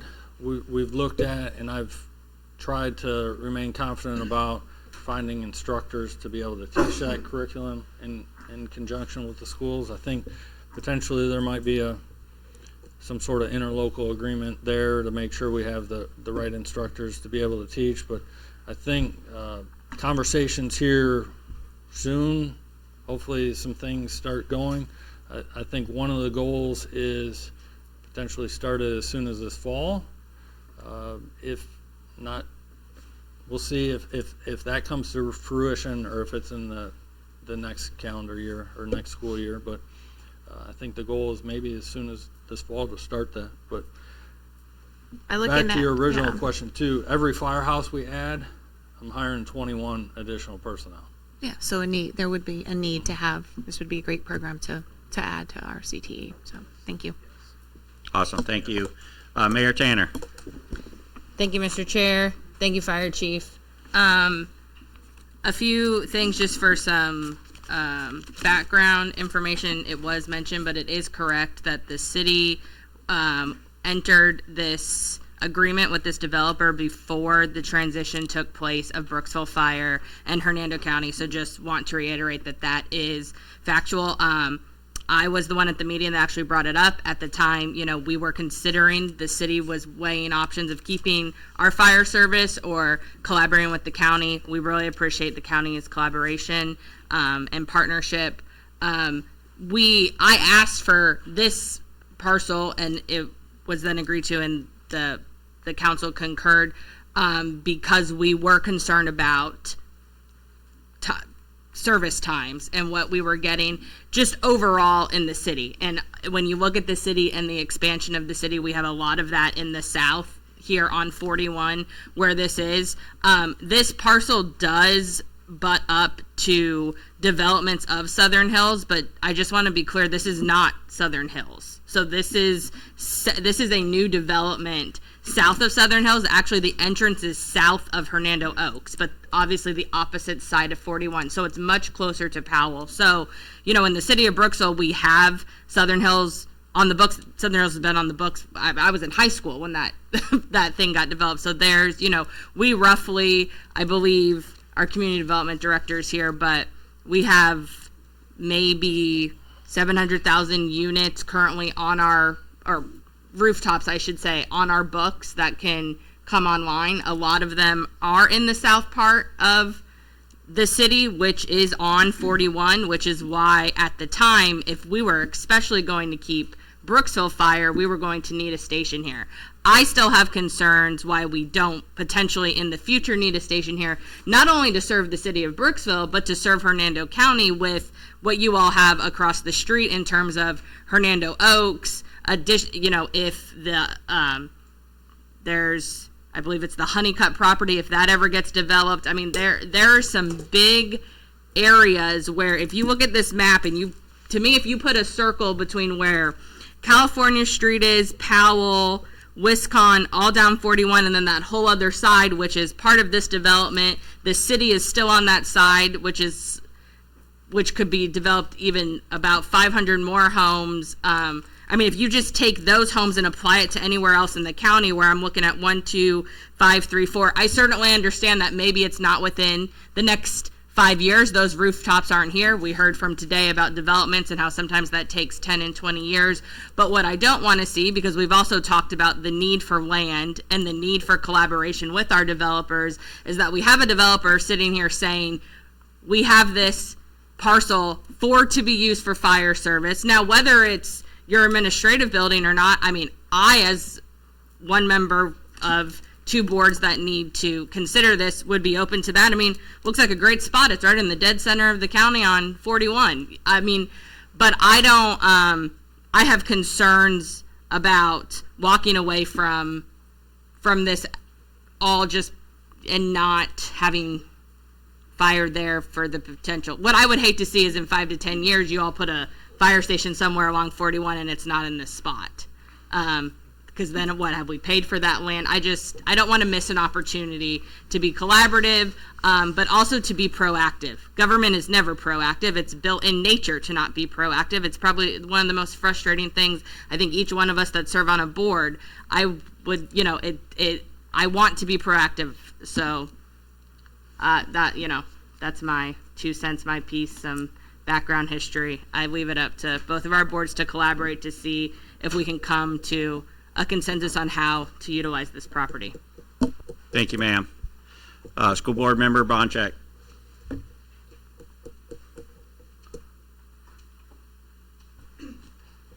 Buttons later. Thank you, board chair. Thank you, fire chief. Yes, we have been working for a year, a little over a year. I've been working with my CT program and the chief to try to get it in our high schools, that when they come out, they're almost ready to hit their grounds.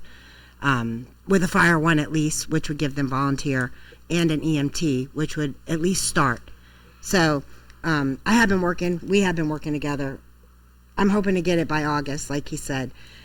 One of the questions I have for you, fire chief, was I know with our fire, we have a lot of brush fires lately. So our fire guys have been working extremely hard.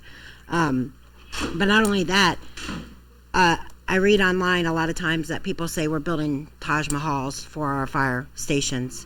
Just like we as school board, when we look at building a school, it costs us 10 times the amount anybody else would pay.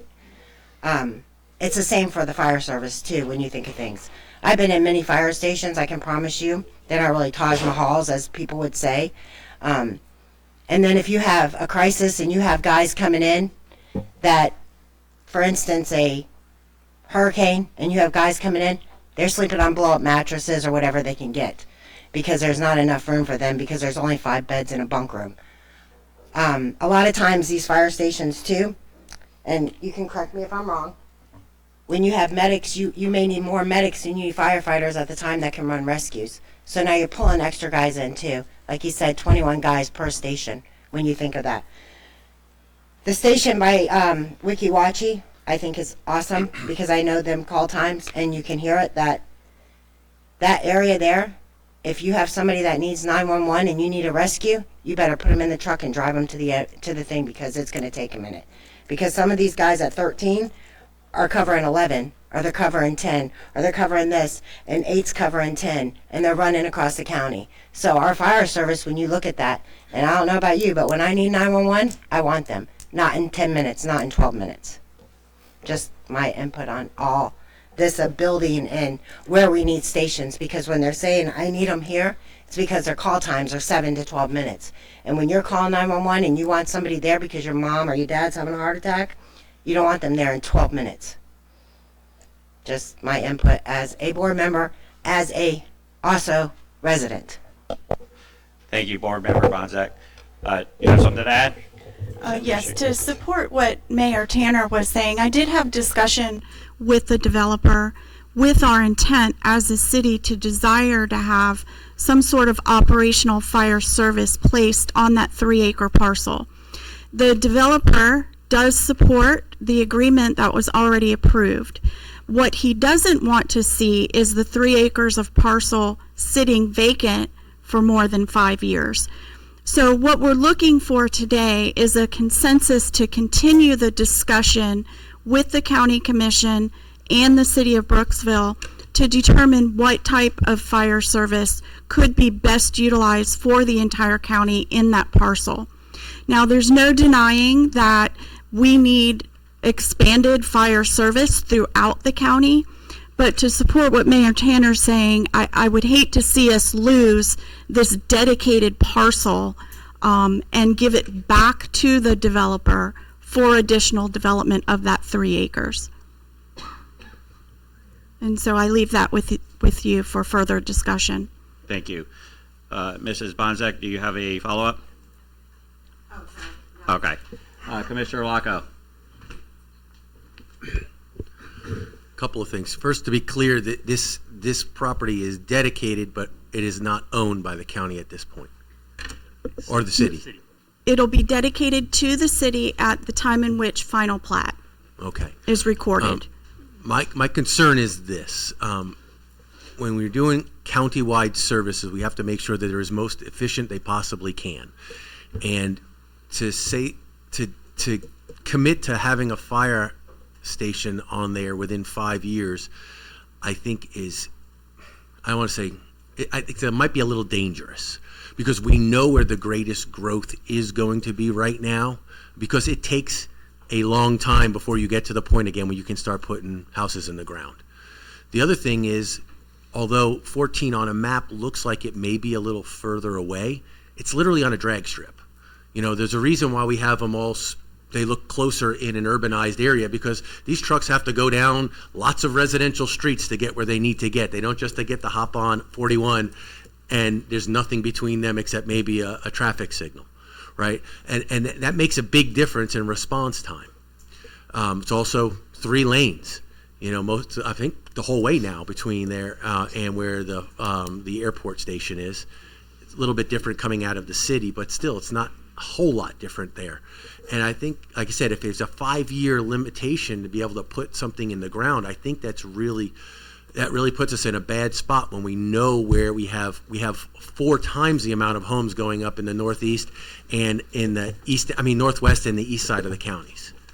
And that would just be my only concern there. If there's a way to have a longer time period or something like that, with a reversion clause if it doesn't, but 5 years is a tough time. I mean, we probably, you know how long it takes to put something in the ground after permitting and everything else and securing, and then not for nothing, a new commission is there, and then they say, if we agreed yes, they could say no in a couple of years, and then it totally changes things. So my only concern, and I speak a lot with Chief Hassenmeyer about efficiency and about fire services, going way back to even wall time. We've spent way more time together than we probably need to, or would have wanted to over the last few years. But that's my biggest concern. They are all about efficiency and what makes it best for the whole county. And again, I think we would look back at it if we made a decision in the next 5 years to put a station there. We'd be like, what did we do? You know, who are we really serving at that point? I recognize there's 2 or 3 communities, yes, but there's nothing between them and the fire station at this point in time, but a straight drag strip. Thank you, sir. Commissioner Amsler? Thank you, Mr. Chair. I think everyone's bringing up some great points. Appreciate the conversation. So this clause of the 5-year limitation on it,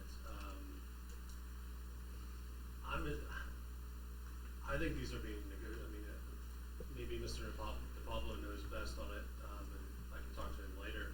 But it puts us at a real disadvantage when any of us are negotiating things with people coming in, investing money in the community and developing things, that we have our hands tied as far as, you know, some of these stations, you know, will take, like Commissioner Locko was mentioning, there could be 3 to 4 stations ahead of this particular property easily, if it is the correct site to put one. I don't think I've seen the site identified by the county in the past as being yet appropriate, but we are growing, as Mayor Tanner mentioned. The areas are growing over time.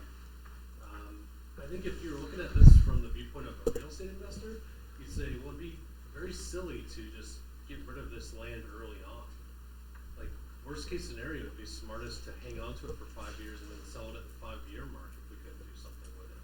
Because that would protect the taxpayers' investment into the property and getting the most appreciation out of it.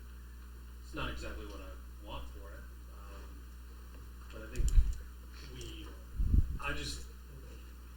developers, they bring money into the community and they bring industry into the community. But I'm here to protect the taxpayer at the end of the day and the community and the people that live here already. So that's kind of some of my feedback on it. I'm not looking for a quick answer on this. Like there may be an interest in people wanting a quick answer on it or developing it into something quickly. It's just a vacant piece of properly kept land by the county for a while. I'm okay with that as well. So just some feedback on that angle. Thank you. Thank you, sir. And just for clarification, we could not sell this property. It would just simply revert back to the developer, correct? That is correct. Yes. So in the agreement which we, the city, entered into with the developer, it is intended for fire service. So what does that fire service look like? It could be a headquarters, it could be a substation, it could be a full-blown fire station. But I think what we've recognized here this morning is a full-blown fire station has much more need in other areas of the county.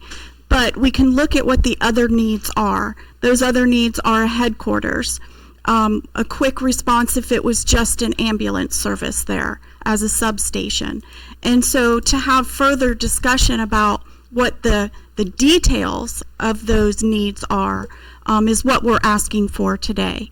We have time to navigate through the details of what the fire service looks like, but we have to have some sort of consensus or yet direction so that we can inform the developer that it is our intent to have some sort of fire service on that parcel. If we do not intend to have fire service on that parcel, then that parcel reverts back to the developer. Thank you, ma'am. Commissioner Hawkins. Thank you, Mr. Chairman. So one of the things that we're not talking about right now is money. And one of the things that we're having a struggle with is that the last firehouse estimated cost was around $8-9 million. It was well over, close to $2,000 a square foot. When you look at just the exorbitant cost, and you see these blue stars on this map, in the areas that we're talking about, it's going to be very difficult to build those in the amount of time that we need. We're still playing catch up, quite frankly. I think we're being. I believe that when I look at this map from an operations perspective, and I hear where this fire station is being proposed, one of the things that I think is important to also consider is not necessarily a fire station, but a substation. Because one of the things that I know that we're dealing with is, east of 41, in that pocket area of, Hayman, Ayers Road, Sunshine Grove, all of those areas where there's some serious accidents that are happening on a regular basis, and the response time out there is bad. So to see something that was more ambulance related, that could serve possibly as an opportunity for you to get more room at the county administration building and the fire leadership being located there, I think is a great idea. The thing that I'm cautious about is the 5-year requirement, right?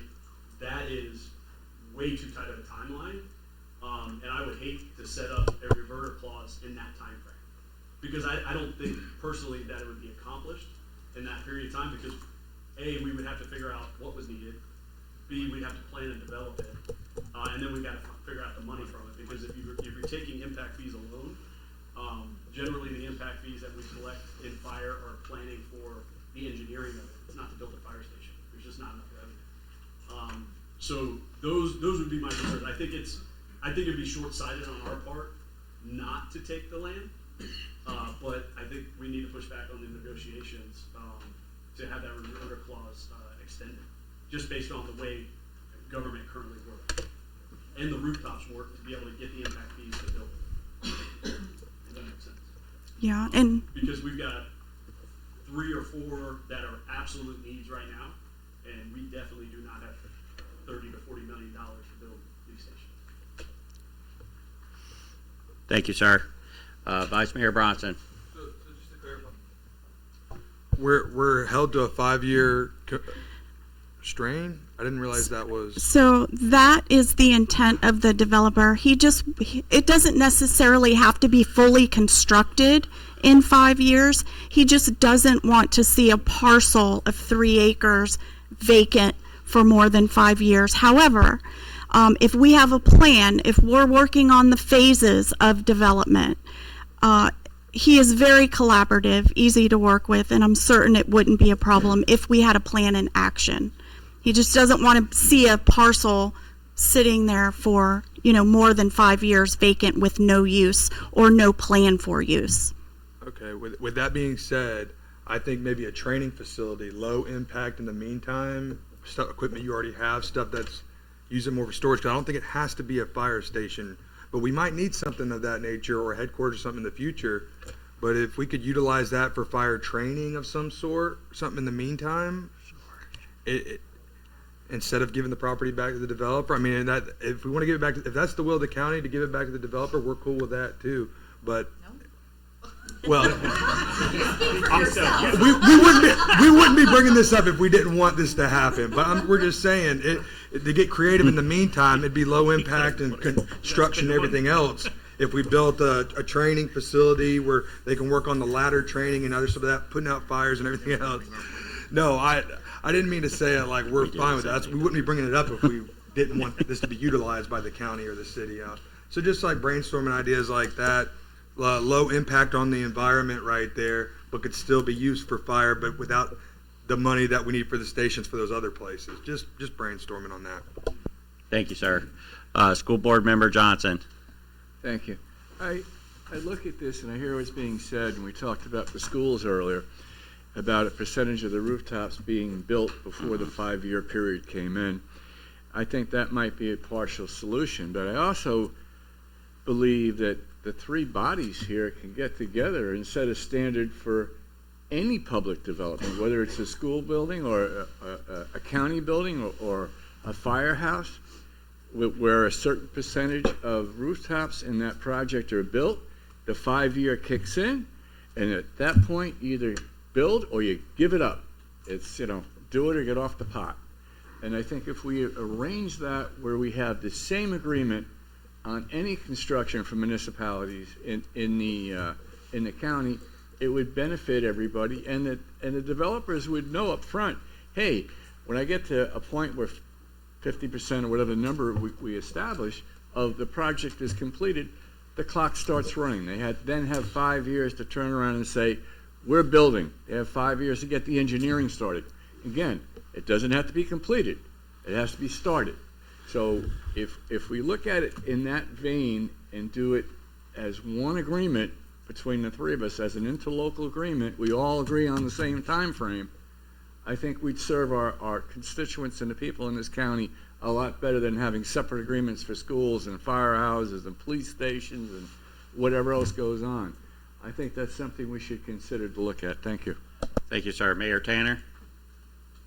Yes, I was just gonna, the city manager said it before I did, but I was just gonna echo that my understanding, and she clarified, it does not have to be that something has to be constructed on that piece of property in 5 years, but it needs to be at least planned for. The other reason, just some background, on 41 and in the city of Brooksville, in those developments, there's really no houses that sit along 41. I mean, some of that is already commercial anyways, but that was also a big reason why we negotiated this. I don't love seeing rooftops. Brooksville looks differently than the rest of the county for a reason. We do things a little differently with our developers, and so we asked, there's a level here of how we want it to look as well. That might be silly to some of you, but that's, that's your opinion.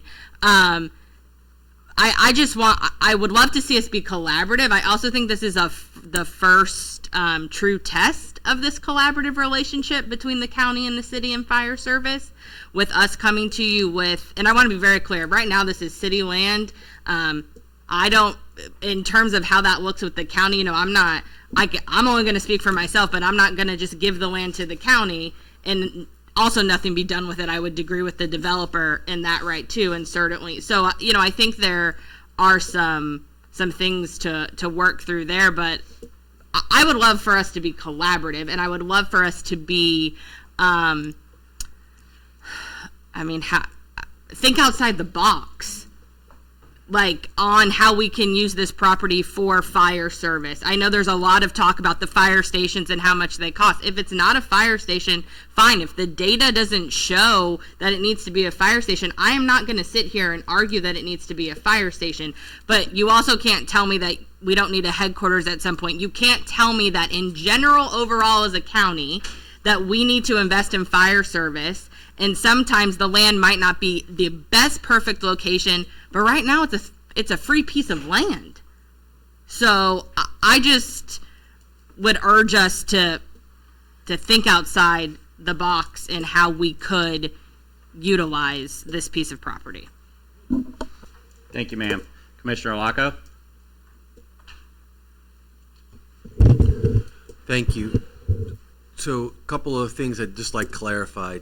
Does it specifically say it has to be fire or it can be EMS related? Because of, you know, it was an agreement with the city originally.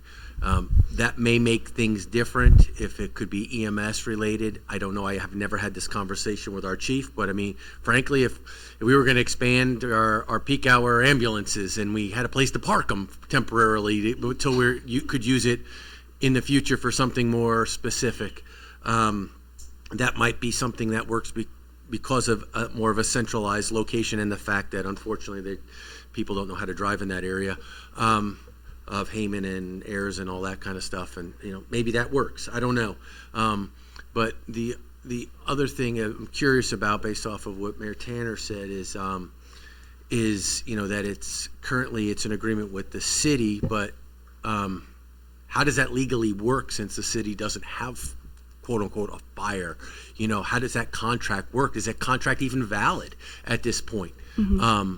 That's just interesting, you know, that she just mentioned that, because I'd just be curious from a legal perspective. I can clarify both of those. So I don't have the contract in front of me, but upon reading it, I do recall that the language in it regarding fire service is very vague, and it refers to a fire station vaguely. Also, in my discussions with the developer, you are correct, Commissioner Arlacco, the land shall be dedicated to the city of Brooksville. How we choose to provide fire service off that land is within our authority. If the city chose to then deed the land over to the county for the intent of fire service, the developer would have to agree to that. Thank you, ma'am. Councilmember Halal. Thank you, Mr. Chairman. Mr. Arlacco, pretty much. Can you hand him a mic? I'm sorry, sir. Come on down. Agreeing with Commissioner Arlacco, I agree that I just don't see us giving away a piece of property. We're all talking about properties that are owned all over the county and for future use. I just believe today we need to come to a consensus that at least hang on to this property for 5 years, use it basically as a substation, if nothing else, for ambulance. I live in that area, and I can tell you without even having asked the chief, probably 80% of everything that goes down there is an ambulance with a fire truck chasing it. So for quicker response times on the ambulance side, I can see that. I would think that we would not need a full-blown fire station there, but to have 3 acres that's available to the county to put a service like this that doesn't have to be agreed to today, but hopefully at least put it on the books for another look back in the 5 years so this property just doesn't go away, to me would seem like the most prudent thing to do. That's it. Thank you, sir. All right, I thought I saw, yes, Commissioner Hawkins. Yeah, thank you, Mr. Chairman. Is there any room for negotiation outside of the 5-year term? So I was just going to recommend that as our discussion ensued today, if I could land the plane, if I could get a letter of intent from both the city and the county addressed to the developer with the agreement that we will continue to have discussions, that there seems to be some collaboration amongst a training facility, a headquarters, a substation, that we will continue to communicate regarding the need for fire service, then yes, Mr. Hawkins, I do believe that I can take that to the developer and have a collaborative discussion. But I need some sort of letter of intent that we're going to continue to discuss this. Now, what the outcome will be, will be determined by the bodies informed. Commissioner Hawkins? Thank you. Follow up there. Thank you, Mr. Chairman. That's great news. All right, so that gives me a lot more comfortable around the situation because I agree that that eastern side of 41 is important currently, and there might be something there. So I would be in consensus of a letter of intent, or I don't know that I would pigeonhole us with the types of services. I would just kind of be broad with fire-related services. Correct. And then try to negotiate for a longer term or a longer reverter clause to give the county an opportunity, or the city and the county an opportunity to collaborate and see what's necessary out there. Because the first time I'm hearing, obviously I can't vote on something today that I Sure. the agreement, those types of things. But Oh, of course. It makes sense to continue the negotiation. I've got no issue with that. Thank you, sir. So before I go to Administrator Rogers, I think the city was acting in the best interest of the city at the time, and none of us are second guessing that. A lot of things have changed since then, and I'm certainly not trying to Monday morning quarterback any negotiations that were made. Honestly, I love this idea that I believe Commissioner Alaco has brought up about these clauses don't trigger until there's X percentage of the property that's been developed and rooftops up there. I really love that. But historically, the county has done the same thing. We put a 5-year clause in, and that's just been typical business. But to just reiterate some of the concerns, I think we're on to something with maybe a substation. I don't think we should rush this decision. I think we should collaborate, and I think we work very well together. And I think there should be an open line of communication. I think that there's clearly an opportunity here for something, and I don't think we should look that proverbial gift horse in the mouth. And so I think that we should take our time with this, but the county has committed to whether or not we'll get it done in the next 5 years, but 3 firehouses, which comes with the challenges of financing that, building that, constructing that, getting that to completion, and then also our team members. Thank you to the school board for this. First, I've heard of this conversation of the CTE program for fire services. Mrs. Bonzek, thank you for. It sounds like you're leading that conversation. Thank you for that. I think that's amazing, and that's the kind of collaboration that we're looking for. But there's a lot of challenges there. I do think if there's a possibility to renegotiate with the developer, I don't know what the appetite for that is, but if there's an appetite for renegotiation, my first choice would be to put some kind of a clause in there that X amount of percentage of rooftops have to be constructed before the clock starts, and then the 5-year clock starts. And if there's not an appetite for that, I think we seriously have conversations about what does this look like, you know, kind of the low-hanging fruit of, you know, let's do something to use it until, you know, there's a greater need and a greater use for the future. Administrator Rogers. Well, I think you said a lot what I was about to say. I think the idea of the house is great, and I did want to bring up the facts of the finances we do have in our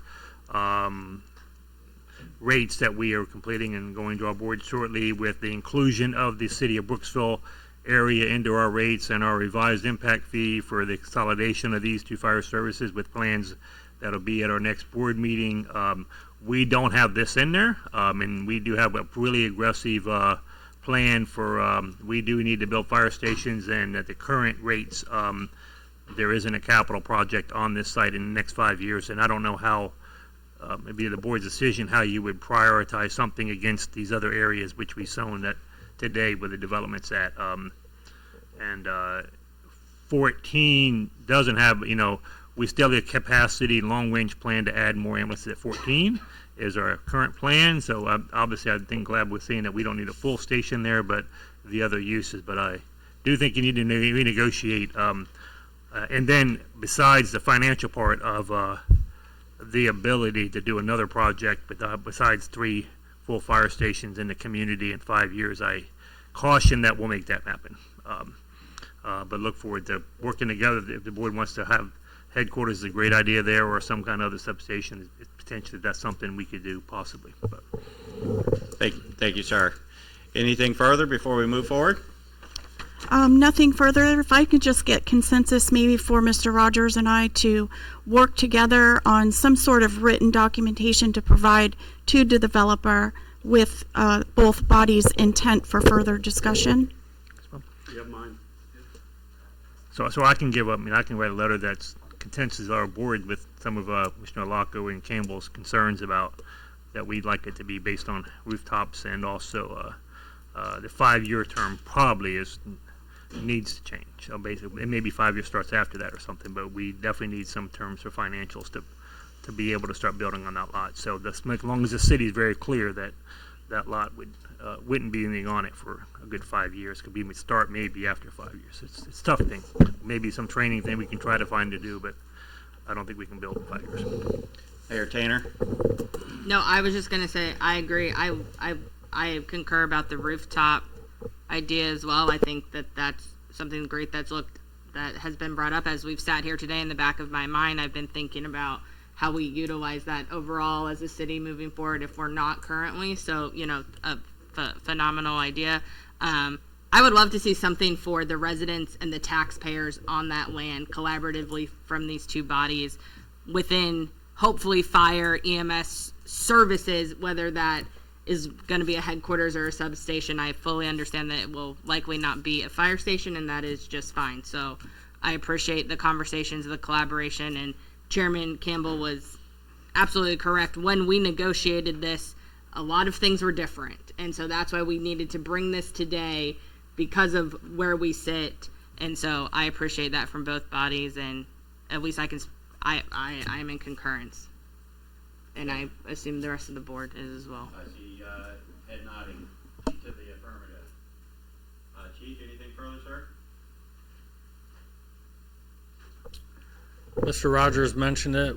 We do have capacity at Station 14 to add another ambulance. That's in the future. We have a peak time ambulance there now, so there is some of that capacity stuff. As things get busier, we'll keep doing that. We'll look at the substation idea, the headquarters idea. We do have a CIP project already for a fire headquarters, so that's out there. Funding, obviously, that's another discussion on how we do it. So I didn't hear anything that I don't like, so those conversations can continue and see how we can use it. Thank you, sir. School Board Member Johnson. Thank you. I'm listening to the conversations, and we had a similar conversation earlier regarding some property from the school board.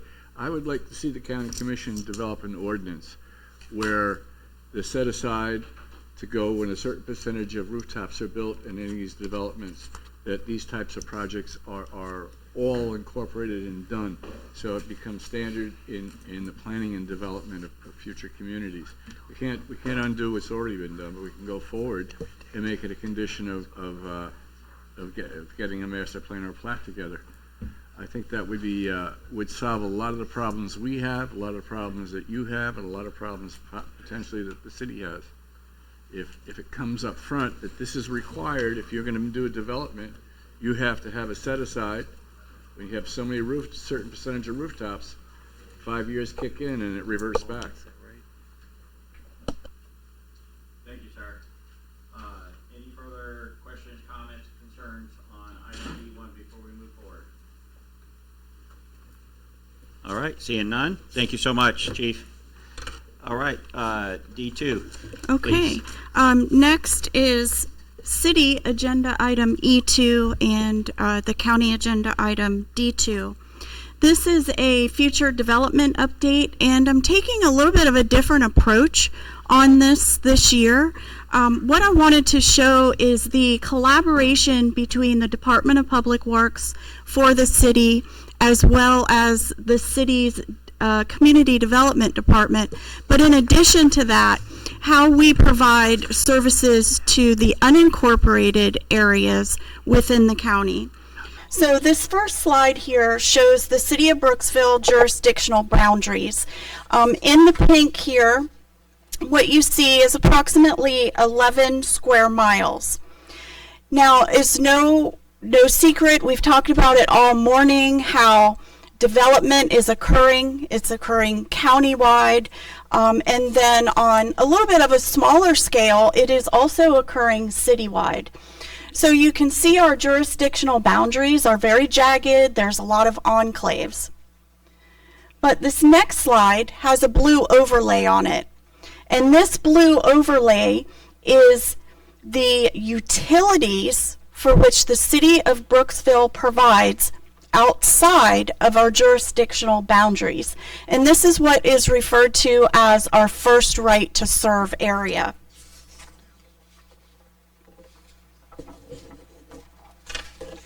Now, for the jurisdictional boundaries and the overlay,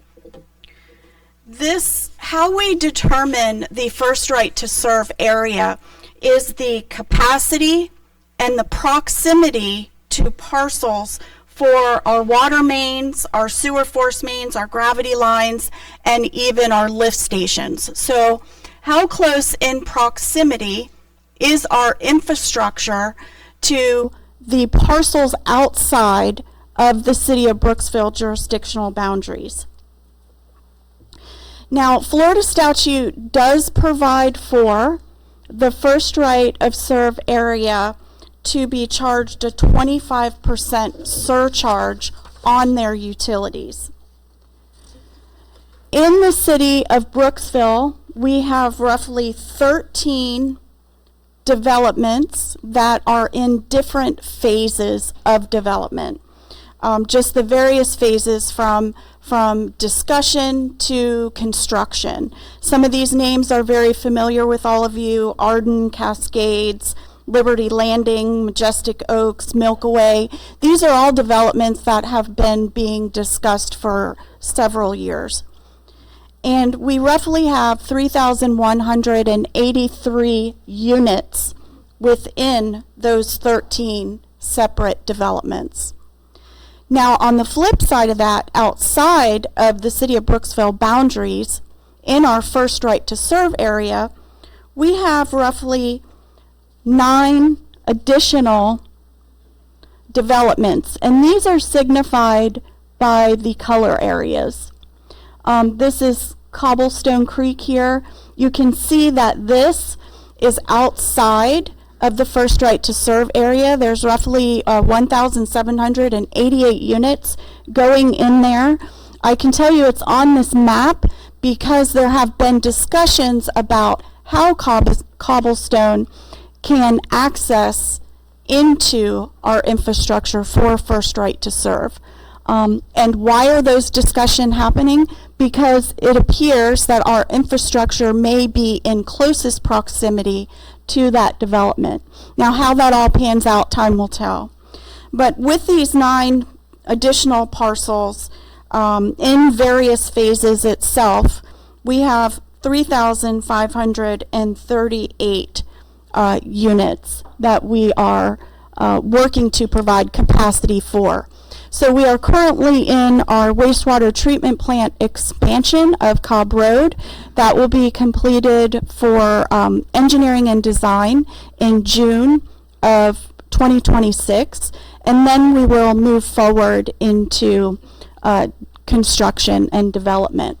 Once that project is underway, we also are discussing a new wastewater treatment plant in the near future off of the Croom Road area to help provide service to some of the northern areas of Brooksville.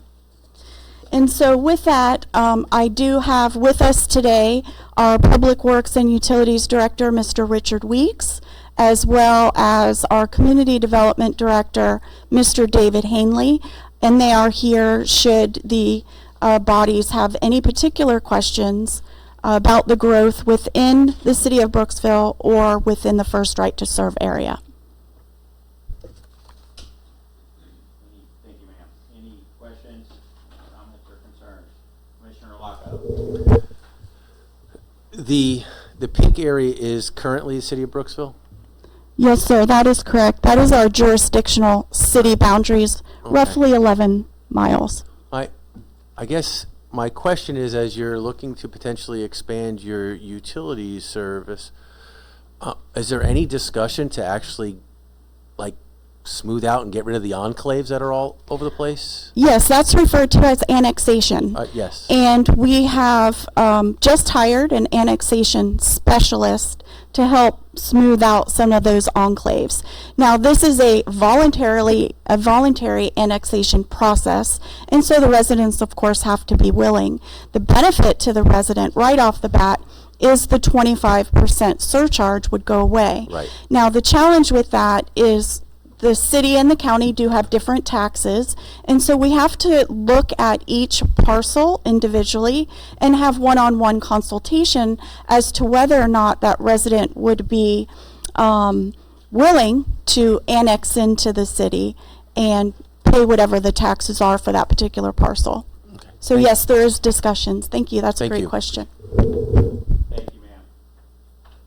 Any other questions, comments, or concerns? Before we move forward. Seeing none. Everything for that item, ma'am? Yes, ma'am. Or yes, sir. That's it. All right, awesome. Thank you so much. Okay, so a quick study. So this is Brooksville, City of Brooksville E3, and the county agenda D3. You got it. Thank you. Almost sounds like Star Wars. Yes.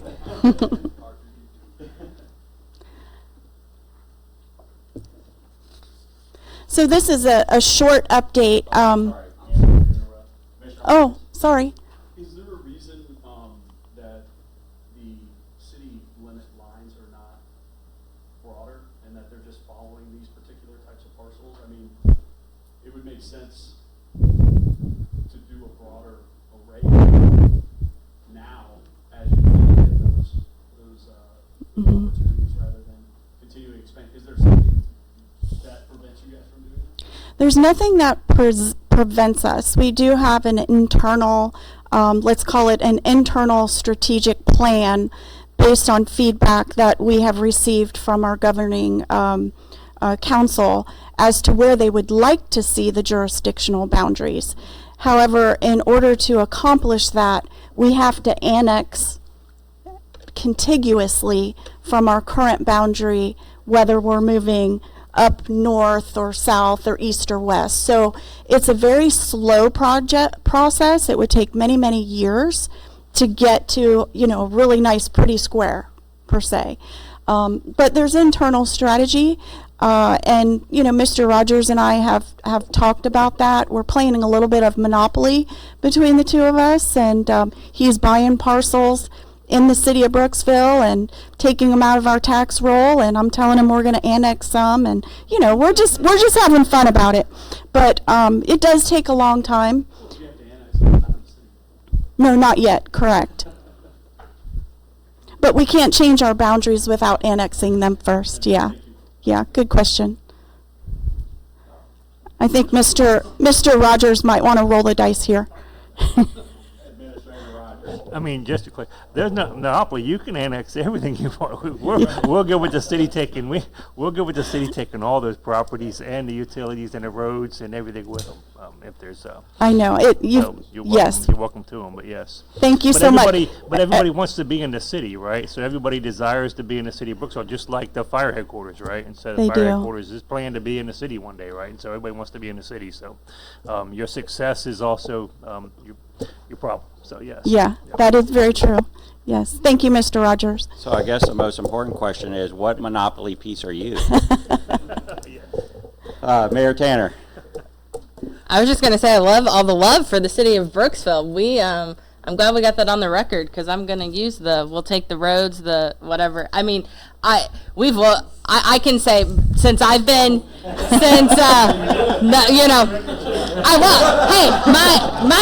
my first one of these, I got a park. So I mean, We got a library. Well, you know what? These are things we can talk about. I am open to collaboration. I know some people look at these as headaches, but I appreciate the flattery of Brooksville, because I do think everybody wants to be a part of the Brooksville, but they want it at a certain cost. And I think Brooksville is Hernando County. Hernando County wouldn't be what it is without Brooksville, but that's my opinion. I just wanted to speak on the boundaries of the city have always bothered me. I don't know why they are the way they are. They were decided way long before me. Annexation has been something I have pushed since my time on council. Mandatory annexation is historically and legally extremely difficult to do, which is why we obviously would prefer to do it voluntary. I am very excited that we now have a dedicated city employee who this is going to be their job, especially starting with those pockets where literally the city is all around them and they're just there. It doesn't make any sense. And I appreciate the county's understanding and collaborative in that nature, because believe it or not, there are counties that would not want their cities to go in and fill in these pockets. So I just wanted to say thank you for that, because whether we want to believe it or not, that does exist. So I appreciate you to a degree recognizing what we have here, and hopefully in years to come this map will look a little more like an actual shape than whatever that is. Not one they teach in school.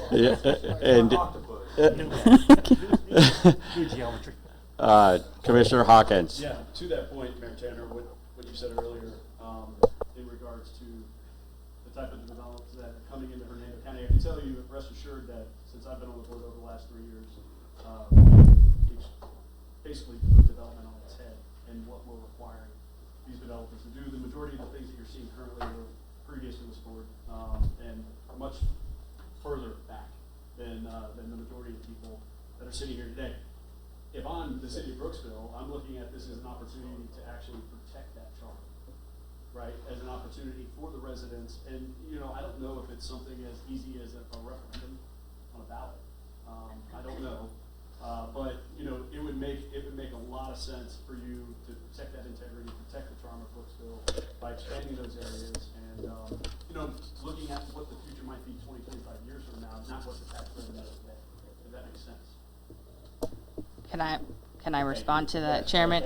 No, absolutely. I agree. I think we talk a lot about protecting the charm of Brooksville, and and I will concur. I think a lot of what you're seeing develop being in the county and in the city right now was both before most of us on these boards, and I do think we both have done a good job. My first year on council, I didn't realize that moratorium was such a bad or scary word, but do people not like that? And we did that in the city. We put a moratorium on development for a whole almost year. And even if it was, if something was on the books or in the process, it could be development. But if not, we went and we rewrote our codes to the best degree we could. That was also when the state also came in and decided that you couldn't dictate how things look. So then we had to go back and redo it. But no, absolutely. These are the type of conversations that excite me, make me proud, make me, I love to call Hernando County home in general and Brooksville, and that we're really looking at the future and what we want to protect and hold. So just really good stuff.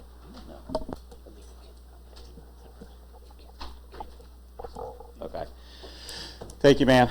All right. Anything else on E2, D2 before we move forward? No. Okay. We're moving on to E3, D3. All right, thank you. This will be a very quick update. I know lunch is the only thing standing between me and lunch is this presentation right here, and it's very quick. This is an update from last interagency meeting that we had in October regarding the North Avenue sidewalk project. Since that meeting, the city has moved forward and engaged a contract and executed the initial phases of surveying for a sidewalk between US 98 and Howell Avenue. Now, this phase is strictly for surveying. It does not include design, permitting, or construction, and the survey phase itself will be completed in July of 2026.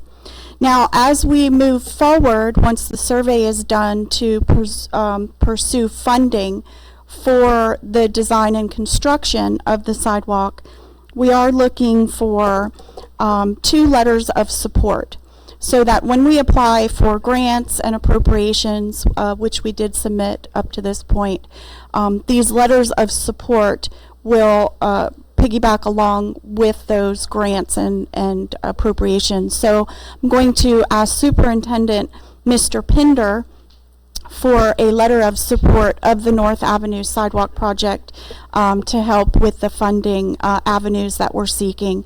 And then also, if I could ask for a letter of support from Hernando High Principal for the need of the sidewalk, specific to the students going to and from school, walking on the North Avenue sidewalk once it is completed. And so with that concludes my presentation for this item, and open it up for any discussion or comment. Thank you, ma'am. Commissioner Locko.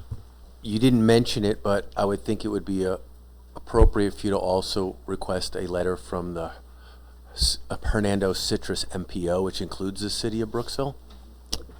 Yes. Okay. That's a great idea. Yeah, because that's something. Early on, when Commissioner Champion and I both got on that MPO, we redirected a lot of priorities to sidewalk creation in Hernando County proper. And obviously you have city council members who are on the MPO, so it would be appropriate to make sure that they're there and then also, bring this up. Yes. Great. Thank you so much. Thank you, sir. Any other questions, comments, or concerns? Seeing none, you have everything you need? Yes, thank you so much. Thank you, ma'am. Appreciate that. Great conversation. Okay, I think we are ready for lunch. Before we move to that, I want to just make sure that I appropriately thank the Withlacoochee River Electric Co-op. They are our sponsor for lunch today. They've been great partners to Hernando County, and we appreciate their sponsorship today. If you see somebody related to the Withlacoochee River Electric Co-op, please extend your appreciation to them for lunch. Also like to take a minute to thank our admin support of the county. As you guys are aware, we rotate the responsibilities of this interlocal meeting, and so it was the county's responsibility this year. And as you guys also know, it takes a lot to put something on like this. There's a lot of moving parts. So I want to take a minute to thank admin support, specifically Jessica and Demetrius. They wear a lot of hats, and those hats continue to change even today. And so I want to thank their support, and all staff or team members that had any part or role in putting this on today. I want to really appreciate that. Also want to thank the clerk's office for their support and being here to support us. Really appreciate that. And then also IT. Do you have something to add to that, sir? Okay. All right. And so who's going to give us instructions for lunch? I think it's upstairs. It's all in the. It's upstairs in the room that we have breakfast in. I think they're right at this upstairs at 210. Yep. Okay. Would somebody like to volunteer to lead us in an invocation over our lunch today? All right, sir. Dear Heavenly Father, thank you so much for your many blessings. Thank you for all you do in our lives, Lord. Thank you for this group interlocal meeting with all these great Christian leaders in here, trying to guide this county and these cities and these schools in the right direction that you call us, Lord. Please thank you for the hands that provided the meal. Please help everyone have a safe rest of the day and a safe rest of the week. In Jesus' name I pray. Amen. Okay, I believe we're going to be upstairs. We will come. Okay, it's open to the public as well, Mr. Morgan. We will come back at 12:20. Thank you.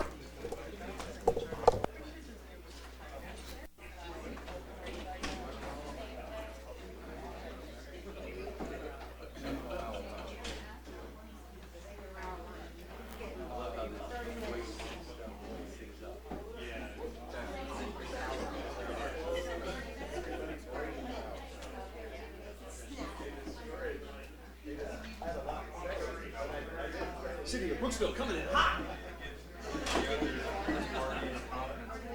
Sorry.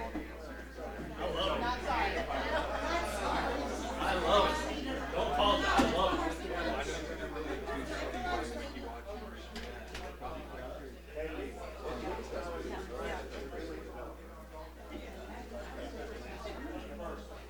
Do not ever apologize for doing your coming in hot.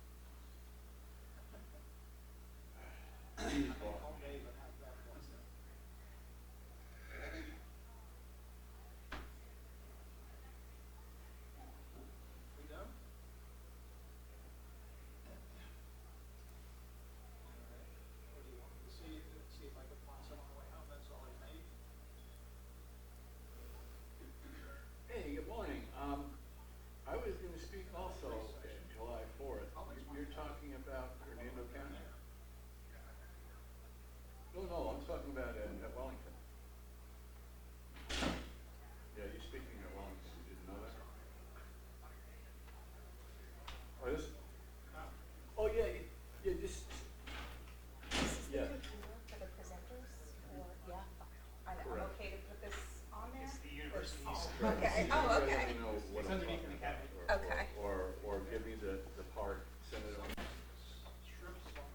Good. Great, I'm all. Like a shrimp Alfredo? But at Wellington, I don't know what those are. I know your mother is actually Grand Norfolk. My wife's out of town. I was then taught. What are those noodles called, Jennifer? What were they? 1775. Like shrimp Alfredo? So we thought we could. Yeah, but what are those type of noodles called? Rotini? Rotini. Rotini. Rotini. Rotini. Yeah, rotini. I knew it started with an R. I didn't, and I was like, it's not rigatoni. And I knew it was something with an R. It makes sense though, rotini. Rotini, round, That spins. spiral. That would be great. One of the things The Brooksville boys are on time. Hey, I'm always on time. What were the noodles in it? Congress. Oh, spiral, I don't know. That's the fun fact of the day. Spiral leaning. Just put leaning on the end. Spiral Spiralini.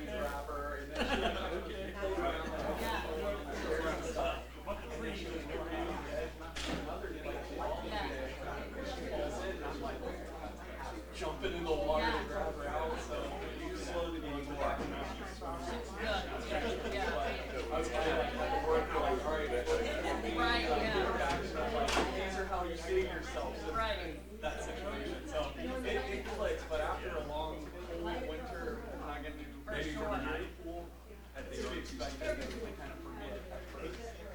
No, yeah, the art. Yes, outside. Yes, yes. Yeah, I feel like just everyone goes to her. So that's where we're at too. And she was saying like that's very common and like so like if I was asking her, I was like, do I bring her back to you? And then you put her in her refresh. She's like, yeah, you can because a lot of times they'll forget or whatever. So it won't be a bad idea. At least like Right. session at the start of like next spring or something. Exactly. Yeah. Well, we started like in March when it was done. We've been having like these colder mornings. I mean, yesterday I was in a sweatshirt, but I took her in because we were like, we've been like every day now for the last 6 weeks.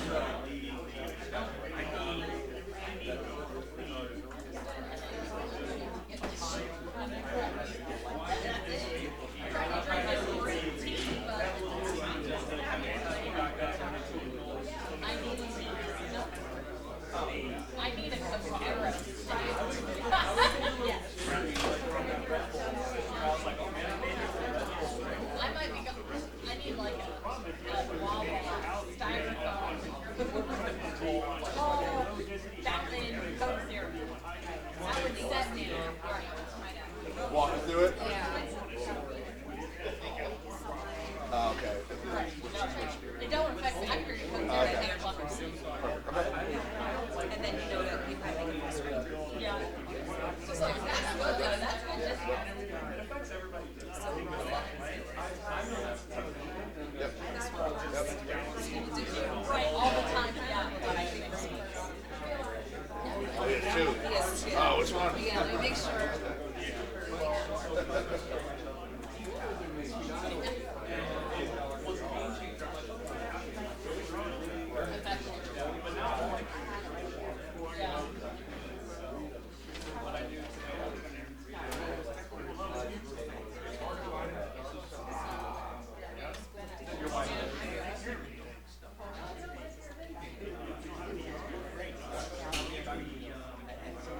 Okay, we're gonna get started.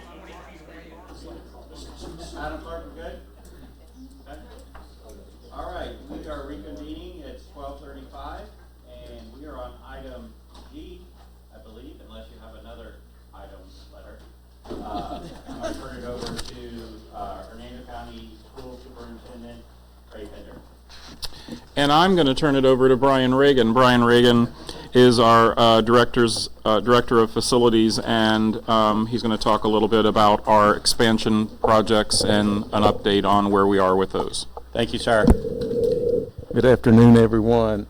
I'm going to update y'all on the expansion projects. We did a similar version of this back in October, and it's just a update of those projects where we are now. I'm going to try to figure out how to make that go. So we have the Winding Waters Wiki Watchy Flex Space building. It'll be shared between the K-8 and the high school out there. The top floor will be for the high school and the lower floor will be for the K-8. That's subject to change depending on enrollment at either campus. There's 30 classrooms total, and I think there's 17 upstairs because the two of the downstairs has a dining area. That food will be brought over from one of the other schools and served there. So we put more classrooms on the top floor. There's also some offices spaces in there for admin for each school on each floor. And well, I think you just hit the right arrow. right arrow. Okay. Well, that's not really working for me. So, I'm hitting the right mouse instead of the left mouse button. So okay. So some of the features in the building now that we're in interior finishes stage, it's set to be completed at the end of May. We have few of the rooms have some operable walls for co-teaching at the high school level. We've got ceramic tiles, cement board, or concrete wall finish in high abuse areas. So all our hallways, dining area has a tile wainscot, because kids kind of rough on drywall, so this helps prolong. It costs a little more up front, but it saves us on down the road. When we're going to a new LVT instead of VCT, it's a no-wax product. We've looked in some other schools, and a lot of the school districts are going to that. It does scratch a little easier than VCT, but they're making a little higher line product now, so we're giving it a try, and we've done it a pilot in a couple of classrooms, and so far so good, so we decided to try it in these buildings, and time will tell. And there's the square footage, about 44,000. 21.6 million was the guaranteed maximum price. That includes the furnishings, and substantial completion date is March 31st. And I threw in some slides of our new chillers. We're also doing the chiller plant replacement out there, but we were originally going to have one chiller tied to the existing system, and there's another story behind that. It was beyond its life expectancy, so we went ahead and upgraded that too. So that's some of the new chillers. There'll be, I think, 4 of those. And that runs both complexes, the K-8 and the high school. Correct. Yes, sir. And next we move on to East Side, and I'm not going to say elementary because you're going to see another presentation after this one where that might change, but it's a classroom building and a cafeteria building. We're going to replace the existing cafeteria, and that's going to become the front office. There will be 20 classrooms total, adding 440 student stations.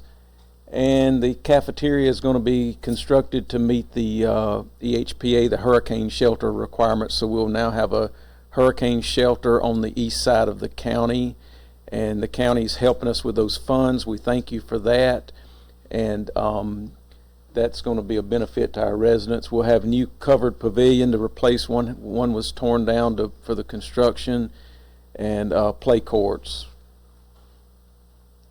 Same thing, we have the, if you'll notice in the photo, we have CMU wall block part of the way up in the halls for the more resistance to abuse, and the same floors, quarry tile in the kitchens, CMU, which is concrete block with tile in the restrooms there, and we were able to relocate the existing freezer cooler. We've gone to a fiberglass units that are self-contained, and that saved us about $100,000 being able to relocate that existing unit rather than the old style that you had to take apart and they were hard to salvage. So that's that.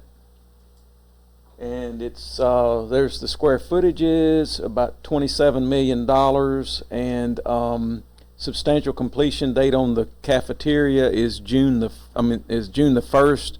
That allows us to move our cafeteria into our existing cafeteria into the old one during the summer, and it also allows our contractor to start renovating the old cafeteria.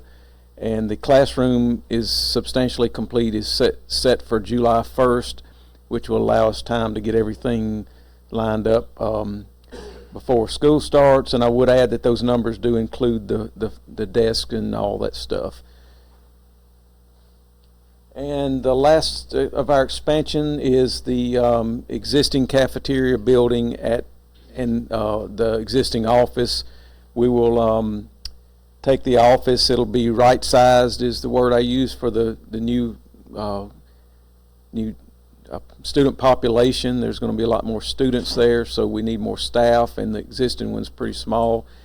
So we'll be moving them into the old cafeteria, expanding the clinic in there for, I think it's 5 beds, but I could be wrong, but it'll be, Mike's nodding yes, so it's 5 beds, and that's going to help with the clinic and the other areas. And then we'll remodel the existing office into 4 primary classrooms, an ESE suite for ESE students, and that adds approximately 72 student stations. And we'll be upgrading roofing and AC systems on those buildings too as part of that. And we got our GMP, guaranteed maximum price, in from Morton Smith, $5.6 million for that remodel that was approved by our board in December. They're doing their buyout now, getting everything bought so they can start this summer and have all their materials here ready to go when school is out. And sometime in 2027 is our expected completion date on that. So our front office will be a little displaced there for a while until we get this new office built. So,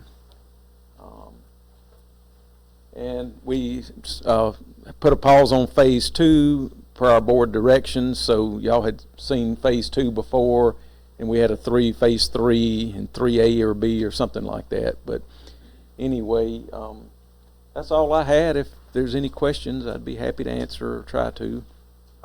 Thank you, Mr. Reagan. Any questions, comments, concerns? Seeing none, you're good. Thank you so much.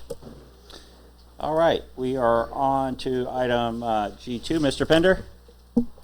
So this is, we wanted to have just to give you the information about what we're looking at for the future for Eastside. So Dr. Mike Lastra, principal of Eastside, is here to do a presentation on the future of Eastside.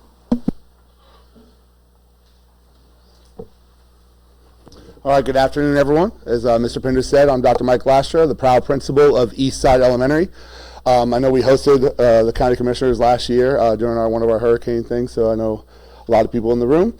I just wanted the opportunity to share on our growth and our vision of what the expansion of Eastside Elementary from Eastside Elementary to a K-8 model. The K-8 model will include a new name. That name will be Eastside Academy of Leadership and Innovation. And in this presentation, I'll kind of show you guys that. And the biggest reason for that is it's going to be a different type of model what we have. It's going to be a school choice model. And we'll get more into that. But yeah, I'm excited to kind of share this with you. I will not be reading every one of these bullets line for line. All right, this is not my first rodeo. I know how it is after a lunch. But this is our executive summary. This is the same board we did at the board workshop, same presentation. And it's really just going over, it's a 3-year plan.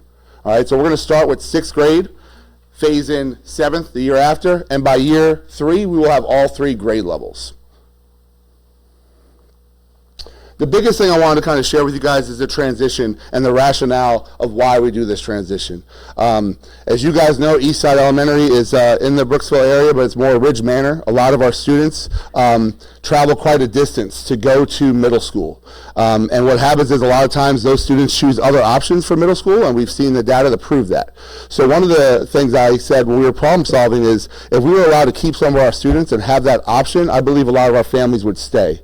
One, they know us as administrators. This is my 4th year at Eastside I'm completing. They know my team and they trust us.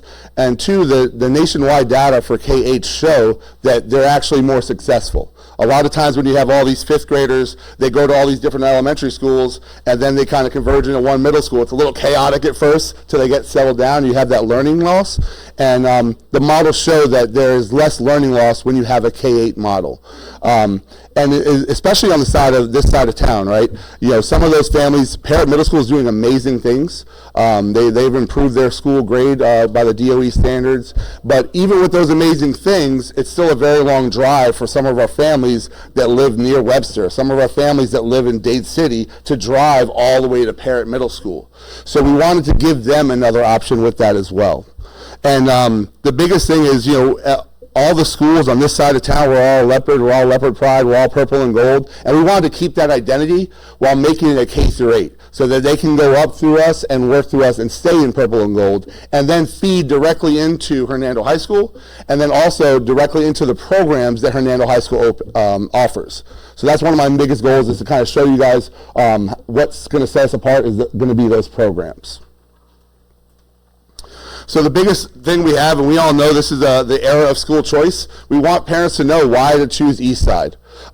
We are going to be offering some career pathways that you don't really see at the K-8 model. One of our biggest thing, and that's hence the name Leadership and Innovation, all of our students, and you'll see on the next slide, are going to be taking a course in leadership. I truly believe in teaching those soft skills. We're a Leader in Me school at Eastside Elementary. I know we have quite a few Leader in Me schools, and teaching the 7 habits of highly successful people has really done wonders for our school in the 1 year we've done it. We've seen our students step up and be leaders, not only in the classroom, but in the community, on their sports teams, in the community, in the clubs that they're involved in, and we want to continue that through here. But we also want to teach them how to be public speakers. We want to teach them how to build a resume. We want to teach them financial literacy. They're going to be learning all these things in that leadership pathway we have. 2 other major pathways we'll be focusing on are agricultural sciences pathway, and then also our aerospace pathway. And we'll kind of go into that a little bit more. Okay. So the first thing, as I kind of already talked about, the school-wide focus. We already are a Leader in Me school, but we wanted to, how can we offer our students in middle school that choose to stay here for 6th grade through 8th grade, how can we offer them opportunities that's going to get them ready not only for high school, but life after high school, right? And we start that process now. We actually had our orientation yesterday, our 6th grade orientation. Over 60 families have already signed up to stay with us. So we're really excited about that, and we're trying to cap it around 90. So if you know any 5th grade families, let me know. That's what we can talk after this. But they were really excited about this part, to learn that. And I told them at the orientation last night, as a school leader, a lot of leadership traits I was taught. I truly believe that any kid can be a leader if they're taught the right way, right? And they have the right models in front of them. So we want to be purposeful on doing that. So not only are we going to teach them, leadership skills, we're going to show them how leadership skills look like, and we're going to get them involved in the community. It's not on here. One of the partnerships we're really excited about is our partnership with Suncoast Credit Union. We are going to be one of the first schools in Hernando County, actually the first school because we've already started the process of having our student-run branch. So our 6th graders that are in this class will be actually running a student-run branch, and once a week, every kid in our school can open up a bank account, and we're going to be teaching parents about that as well. Once a week, they'll be able to do that, and they'll come and they'll deposit money with one of our 6th graders, which will have a bank employee there as well, overseeing it, but they'll get a deposit slip and they'll have a real bank from there. And part of that partnership also includes they'll be coming to our classrooms to speak to our 6th graders about financial literacy. Not only our 6th grade classrooms, but we're talking about school-wide functions. Last night, Suncoast Credit Union was at our orientation, and they got to speak to our families about financial literacy. So again, that leadership focus is going to be something that I'm really passionate about, as you can tell, and I'm really excited about to offer to our students. Agri-science technology. This to me is a pathway that I think is really untapped in our K-8 world and our elementary. Parrott has a really good ag program. Hernando has a really good ag program. We want to focus. We don't want to really duplicate the programs that Parrott has, right? We want to really focus on what can we do that can still feed into Hernando and not duplicate at Parrott. And that's the agri-science technologies. We want to focus on gardening. We want to focus on aquaponics, sustainability, those farm-to-table concepts. And as you guys know, in Eastside, there's farms all around us. I don't know if you guys saw the pictures last year all over social media. There was a cow that chased me around campus on the last day of school last year. It didn't really chase me, but I thought it was. But anyway, that's a whole nother story for another day. But we really want the kids to know how this can help them, and they see it because they have family members that are in the industry, and we have a lot of people in the industry that have already reached out that really want to help us and teach these concepts through hands-on learning. The other pathway will be Space Florida. We are a Space Florida district. We have aerospace offerings in our high school programs, but we really want to start that in an early stage and really get kids connected with coding, get kids connected with STEM engineering and having that engineering mindset. And if you really think about it, a lot of the agri-science technology and the Space Florida, they're connected. There's plants in the Artemis. There are ways to be sustainable when you're looking at aerospace technology. So there's a lot of connections in there. I was talking to one of the vendors when we were looking at getting some drones, so our kids could be flying drones next year and coding drones. And they said that they have drones on farms now, right? And we're going to talk to our kids about that. And I know that there's some patents out there that they were talking about. One of the farmers that they work with, that he has a drone that can detect weeds and apply the pesticide on those things. So we're looking at really having some really strong partnerships and bridging our pathways together. but they all come down to that whole engineering mindset. I truly believe when students start thinking like that and having that full cycle of problem solving, we're going to develop real world solution getters. And the elementary is not forgotten in this whole process. That's the biggest piece, is like everything we're talking about, the leadership, even the agri-science and the aerospace, we're going to be trickling this down to the elementary. So our elementary students are going to be ready by the time they get to that middle school. They're going to be fully versed and ready to go into there. Our after-school clubs, when we go to 4-H, we'll start with 4-H after-school club. Eventually, as those kids get older, they'll start looking at the FFA, and that lead those more leadership opportunities with FFA. But the 4-H, starting in elementary school, getting kids to understand how that works. Coding, simple coding. We already kind of do that on a small scale in one of our elective classes, but open that up to a wide scale and getting our teachers to kind of really focus on that. So this does align with our district strategic plan. Priority 1 is student success. I know I'm going really fast, guys, but again, my goal is to show you guys the vision. Like, pretty sure when you think about that vision we just kind of shared, they're going to be successful. Our kids are going to be problem solvers. Our kids are going to be hands-on, learning throughout the day. Talent management, priority 2, and this is about, we really want to empower our educators. We're going to get teachers here. We start hiring for the next school year in, hopefully soon, right, Mr. Pender? We'll be doing that. But we start hiring for the next school year, and I've already had meetings with teachers that want to come from middle school. I just met with a Pasco teacher from Cypress Creek K-8. She's been there for 16 years. She wants to come be a part of this, and she just saw it on social media. We had a long meeting yesterday. So we're going to be able to recruit teachers that want to be a part of this model. It's also nice that our middle school, because of our size, as you guys saw, we are expanding, but we don't want to be overcrowded in year 1, so we are capping each year at about 90 to 100 students. So when you think about it, that's a very small middle school. That's a very manageable middle school to really get and focus on those experiences for our kids. Priority 3, safety and healthy environment. When kids take pride in their school and they're active throughout the day and they really truly value what they're getting at school, safety is a priority for all of them, And we've seen that at our school since I've gotten there. When I got there in 2022, things were not doing as well. We've done a lot of changes, and our kids are very excited to be at school. Our kids come to school, our kids are safe, and we know that this will just build on that. And then the last part is that, responsible stewardship. We've already had multiple people from the community. That's why I'm glad to speak about this, because you guys, if you know anyone, I'll be here after 2 to talk, that want to get involved in what we're doing. That's going to how we're going to kind of bridge that, because we are a community school. We are right there in Hillendale. We have people that kind of, all around us, and they want to get involved with that. So we really want to be responsible stewards for our community. This is just a real quick implementation plan. As I kind of already went over, each year we're going to be implementing another grade level. One of the things I didn't talk about in this presentation, but we're really going to focus on getting our kids out at minimal every quarter, which is more than most middle schools do. We're being creative about that. We'll have some buses on campus, and we'll be able to take our kids on more trips than the average school. And we really do that because we want to be meaningful trips. We want them to go to the Kennedy Space Center. We want them to go to different farms that focus on sustainability and aquaponics. So by getting them those experiences, and as the years go on, those experiences will be more focused as they choose an aerospace pathway or an agri-science technology pathway.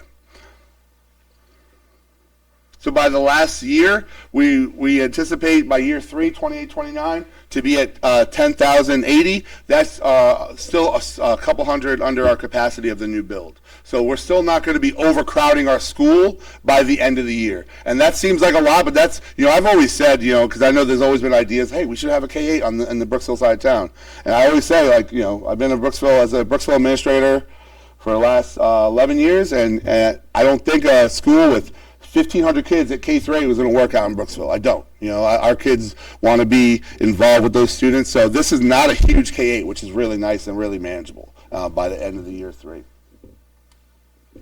Outcomes and impact. This is the last slide for those of you guys watching along on your presentations. We're going to have stronger readiness. One, there'll be stronger readiness for middle school, all right, and then even high school readiness. But 2, like I kind of alluded to earlier, the students we know the students.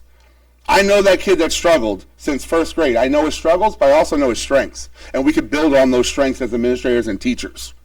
Career-aware students before high school. I've talked to a couple of the teachers at Hernando High School, because this is all about, all about the leopards and trying to go there. But I've talked to them that run these programs, and they're excited because they say, like, I want our kids to really want to be in this program to go into. I don't want our kids to go into a CTE program and then be after the first year like, yeah, I don't like this, right? They're more career aware. Expand opportunities without changing our identity. As I said, we're changing the name, we're changing the model, but we're still leopards. So we're still expanding on that. We're still in the Brooksville area. We're still expanding on that. And then the biggest thing, and the thing I would be most proud of, I am most proud of now of our students, I know as they get up we will be, is that they're not only leaders in the school but in the community. I want my students being leaders in the community. I would love for my students to come out and speak to the boards and tell them what they're doing and show what they're doing.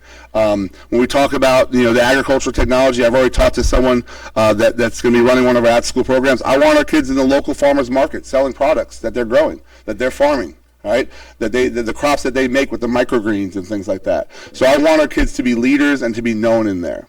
So I hope that wasn't too fast. I'm a fast talker, but I can be a long talker, so I think I did pretty good. I'm sure our board will appreciate that, right?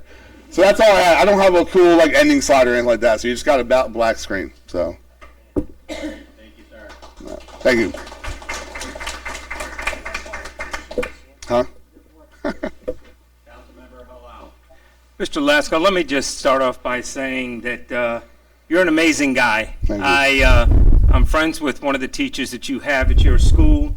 You're my kind of guy. You move at the speed of quick, you get things done, and you don't wait around to let it happen.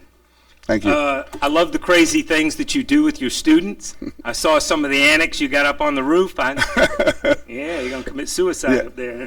That's a whole different presentation. Yeah. But I really admire where you're going with this banking, the career aware. It just does me so good to feel that when I see just so many kids, all they want to do is go home and get on their video games, and you're giving them a different path. And Yes, sir. I just think if more teachers took that path, we'd be in a lot better place. Thank you. The everyday life skills that you're teaching these kids with the banking and the bank account, I think that's so important. I mean, sometimes you go in some of these stores, and unfortunately, the cashiers can't count your change back to you. And I think that just goes back to the basics of what we used to get taught, and I love that your school is doing that. And I also love your 4-H plan. Like I said, keeps the kids off of the video games, but I would just like to say kudos to you and where you're going with this, and if there's anything I could ever do to help you, you let me know. Thank you. I appreciate that. And honestly, our board has been so supportive, and the district academic service team have been really supportive on this. Like every idea we come up, we meet every 2 to 3 weeks probably. Miss Croppy's back there somewhere. And every idea we come up with, they're on board with, and it's a team effort, so I appreciate that. Thank you. Thank you. I'm sorry. You good? Yeah. Okay. He just said he's volunteering. I love it. Yeah, listen, I'll sign you up. Thank you. Board Member Johnson. Thank you. Back in 2015, 16, and 17, Dr. Lastra and Dr. Pagano started the Urban Gentlemen's Club, where the boys wear monogram shirts and a matching tie one day a week, and it was yes sir, no ma'am.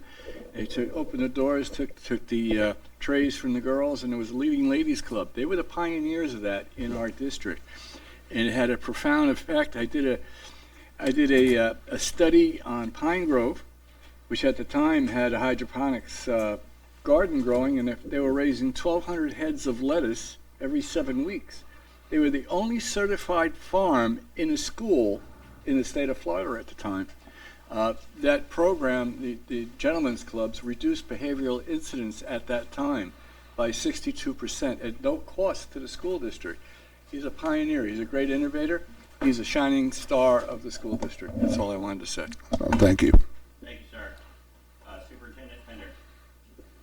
So, yes, we're excited about Eastside and the expansion there and developing a new program at the same time. I think the refresh of the building and the program expansion, and as what you saw, is exciting. It was the same campus when I went to Eastside in 6th grade. I was in 6th grade then. It was a K6. And so I'm excited that they're getting a refresh for the building and a refresh for the programs. You know, I know we're in the era of school choice. I welcome that because I like to win. And when you give me school choice, Hernando County schools are going to win because we're going to stay strong. We're going to do programs like this. We're going to be innovative. We're going to continue to do those things. So bring it on.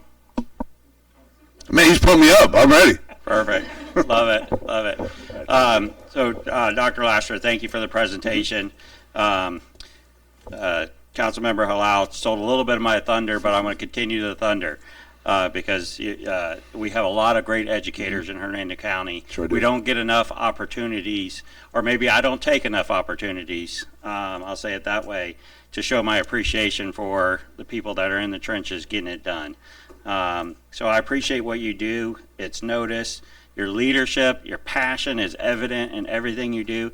I seen you in a costume on a piano doing some Peaches thing. Yes, sir.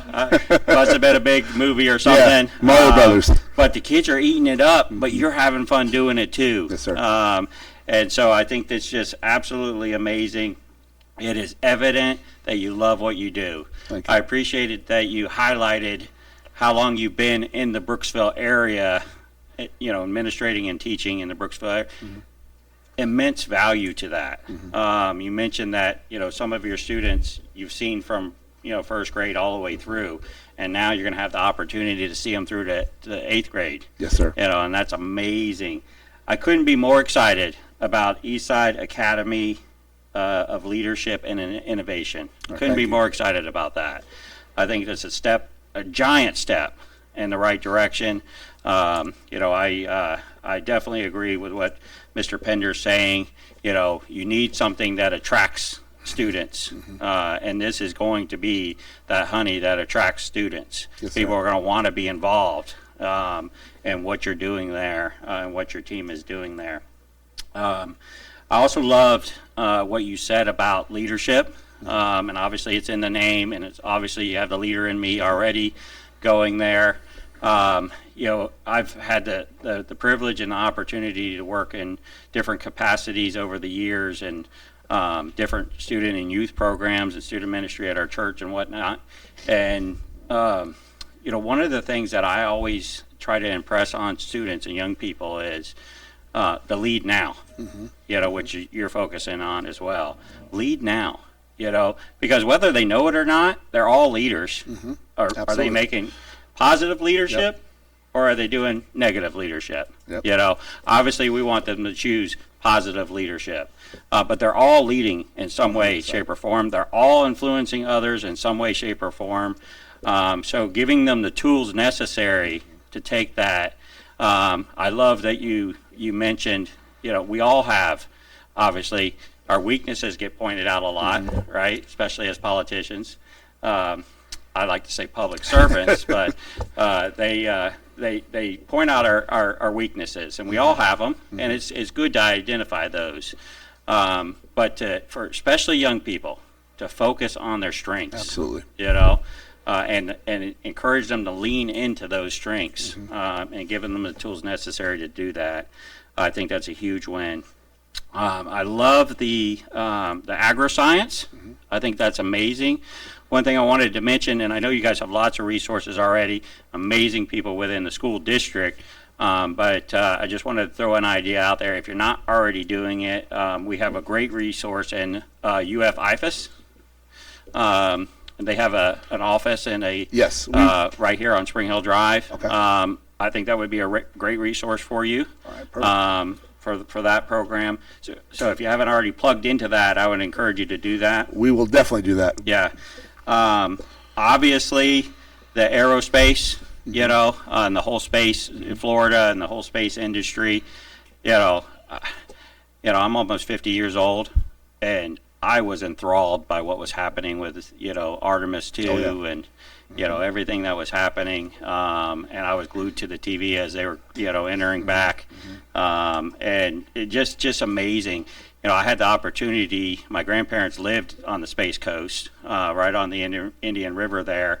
And so we saw, you could see the assembly building from their house. And so we saw countless launches. And so I've always loved that industry and that opportunity, and we talk about T-minus 2 hours, 30 minutes, it's a huge opportunity for Hernando County. Absolutely. To have Kennedy Space Center in our backyard and everything that's happening there, it wasn't that long ago where we thought, Kennedy Space Center is getting ready to close, but now it's been revitalized. There's new energy in it, new excitement in it. And so I really think that's a good thing that you're leaning into that. So to say I'm excited, I'm thrilled. Thank you. And I'm thrilled that you're the one that's leading this opportunity forward. So thank you. Well, thank you. I appreciate it. And that I say all the time to our students, like, as an administrator, we deal with, some of our kids that could be a little naughty at times, but we tell them you're leading in the wrong way. And we say that all the time. So for you to acknowledge that, I appreciate that, because you're absolutely right. All students are leaders. And obviously, I'm very excited, just as you are. So I appreciate that, sharing that. Thank you. Okay, Commissioner Locko. Just one last thing. I want to thank you as well. I love the focus, life skills and leadership, okay? Because with each generation, we see the results of the emphasis, or more importantly, the lack of emphasis in the public education system with the new parents. Right? When I was going to school, there was a de-emphasis on trades. Everybody was being pushed college, right? I graduated in the early 90s, right? And it was through all of my education. If you were good in school, they intentionally would steer you away from trades, right? What did we end up with? A massive trade deficit, trade skill deficit. You go back not too long ago. It was pretty hard to find a kid in their 20s that knew how to read cursive, right? I mean, I was you sit there and you go, what? Right now hopefully we'll have kids that can round up from between 0 and 5 and 5 to 10 because we've got no pennies, right? So we're hoping we have those skills, but more importantly, leadership and these life skills like banking. I'm very excited to hear that you're going this direction. The only thing I can say is I wish it wasn't a unique situation, and hopefully it won't be in the future, because you'll be successful and then it'll be the standard. Yeah, So yes, thank you. sir. Well, and I do want to touch to that really quick, so I appreciate the insight. There are going to be 3 other schools that are going to be taking on the SunTrust banking. They're connected with the bank in that area, like we're connected to Brooksville, so there's going to be a school connected to the 2 Spring Hill branches as well. And I know either Mr. Pinder or Ms. Hawkins, they've been setting that up in those meetings. We've had multiple meetings, too, for that. So, yeah, I do appreciate that. So it is going to be at other schools. I'm like Mr. Pinder, I want to win. I'll try to be the first school. But there'll be multiple schools. Yes, sir. Yeah, just one more thing. In all of my excitement over hearing your presentation, let me also give some kudos to Mr. Pender and the board over there, because none of that happens without it happening over here first. So I just wanted to 100%. commend you guys also. Yep. Yeah, this is their idea. Mr. Pender's the one that sat me down. Hey, I'm just running with it. So that's what's great. Yeah, absolutely. So I just wanted to mention also, Dr. Lastra mentioned about the Suncoast schools being at 3. Yeah, 3 other ones. Yep. So the Leader in Me is also at 6 other. So we have 7 schools total in Hernando County that are doing the Leader in Me program, and so there's 6 other schools besides Eastside that are participating in that program. Just wanted to mention that. Awesome, thank you. Vice Chair Rodriguez.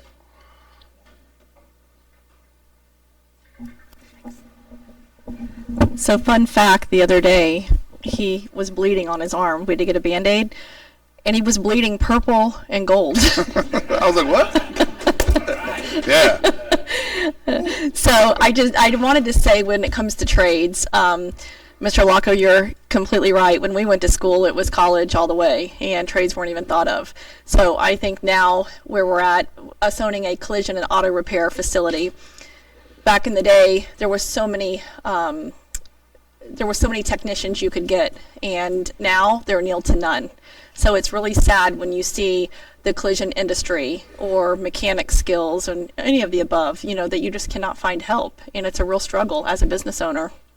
We were able to, when it comes to piloting a program, we're piloting a program in Chocachati right now, and it's pretty interesting. Buildings were historically built as shelters. 40% of K-12 schools were built before 1970. So there's a company that we're working with, and it's no cost to us at this moment. It's for us to see what it's like and get established. It's called Granole. And what they do is they convert these buildings to digital assets that can all be controlled from a single platform. So it can be used for children also to learn for STEM. Education. They can utilize the building as a living lab. So not only does the maintenance and facilities, the bells and whistles go off when we need filters. When anything's wrong, it alerts them on a computer. It tells them. So before we lose an air conditioner, anything goes down, we're proactive instead of reactive this way. And we're able to get ahead of it instead of it costing us millions of dollars to fix. Because so many times we don't know what we don't know. So all of a sudden when there's no air condition, the time we know it is when the teachers are calling and their room is hot. Well, then it's catastrophic and it's a big investment. So this company lets you know, kind of like when it's time to get an oil change before you blow your motor, that all your bells and whistles are going off. It tells you to get your oil change and you can salvage your motor. So you have to do those things. So that's what this program is. But what's neat is, and I wanted to tell you when it comes to the trades, that the kids can dial in and they can also see everything happening in the school. So it's really a real life classroom with the STEM, and they can learn about life careers in the plumbing, electrical, HVAC, engineering, construction. So it's really neat now that they're integrating these companies that are coming in and not only helping us save money, but the kids can also launch and get on the computers and they can see what's happening in real time. So it's neat. Thank you. Awesome. Thank you, ma'am. Chair Hawkins. Just wanted to add that all of our high schools offer CTE programs, and we are training students to do HVAC, electric, or Wilton Simpson College has diesel mechanic and such, because we do see that need. So we are, shifting that focus to help. Thank you, ma'am. Yeah, one of the things I'll add to that is the Superintendent Citizens Academy. I had the opportunity to do that several years ago, and it's very eye-opening. The things that are going on in our schools is amazing. Again, you don't always hear the good. But we have a lot of amazing things going on in our schools, and to see the different programs at the different schools. The Cambridge program, I believe is at Central, right? Probably at other schools now, because I believe that's fairly successful, or if not immensely successful. And then just all the other trades as well. It's amazing the things that are going on in those buildings and those campuses. Great job. Thank you. All right. Anything else? Oh, I'm sorry. School Board Member Johnson. Yeah, thank you. One of the things that's being done in the background also with Wilt Simpson Technical College is a course that modeled after something I did a couple of years ago, a quick 10-week course to teach helper skills for electricians. It's not for do-it-yourselfers, it's to learn how to do it to work for a contractor. So it's more about how to wire a room so it passes inspection, how to bend conduit and whatnot. And to use that as a lure to get students into the Simpson Technical College is once a person goes to work for a journeyman or a master electrician, they qualify for an apprenticeship program that leads to the journeyman's license. And they're going to start to offer that next year as well. So we are looking back at trades, and that's just one of three. When I did that in the past, we did it for electricians, plumbers, and AC mechanics, which is a whole strange ball game. They have a variety of different licenses from the EPA down through the state. So those are things that are coming in the future. Thank you, sir. All right, we are going to move forward on to item G3. Mr. Pender? So we went from exciting events, and now we're going to talk about a contract. So we have Brian Reagan and we have Chris Wilson here, and I believe in conjunction with everybody that's worked together on this agreement to do a presentation.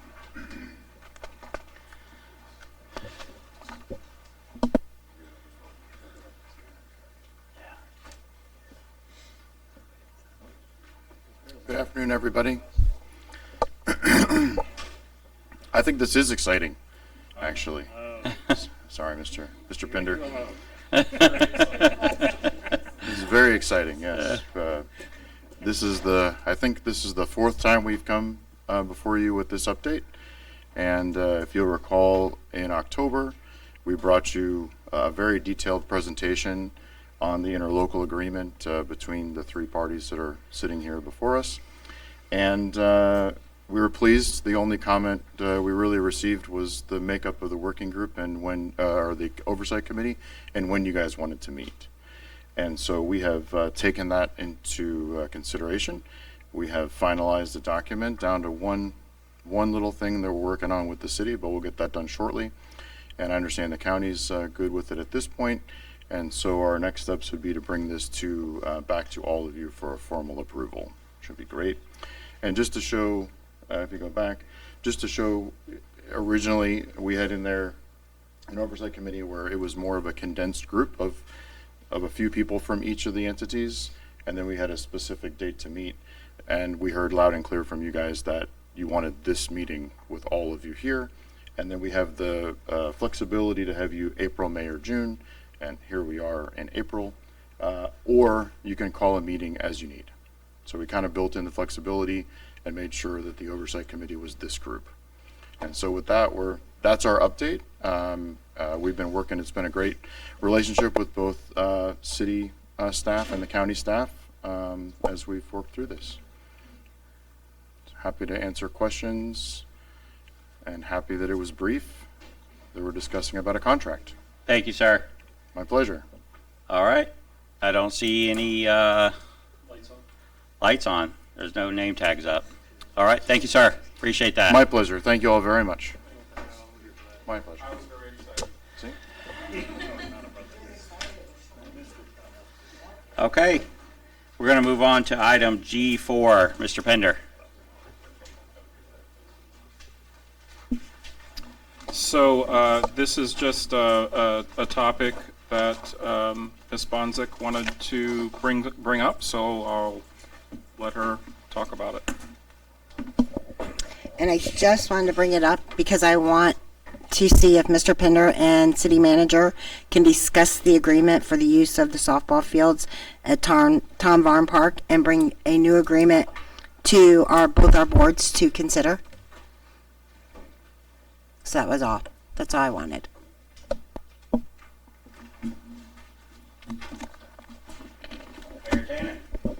Yes, ma'am. Is there a, like, in terms of seeing a new agreement, what are you wanting to see in that agreement? Like, you know, what is the reasoning? The agreement for the softball stadium goes back to 1996 because that stadium is, in theory, a collaboration between the residents of the city of Brooksville and the city, and then the school district, you know, for Hernando High softball to play there. That's their home stadium. It's obviously, that field's named after longtime coach Ernie Chapman. I mean, I don't have an issue with parties talking. I just want to know why are you wanting it changed? You know, I mean, not so much change. I just want them to discuss pricing and different things that we've paid in the past. I thought the agreement was canceled for some reason. I thought I read that Brooksville, City of Brooksville was going to cancel our agreement. Absolutely not. No, I think there was some confusion with there was an article about when the volleyball and tennis court agreement, that interlocal was brought forward. There was a news article about that.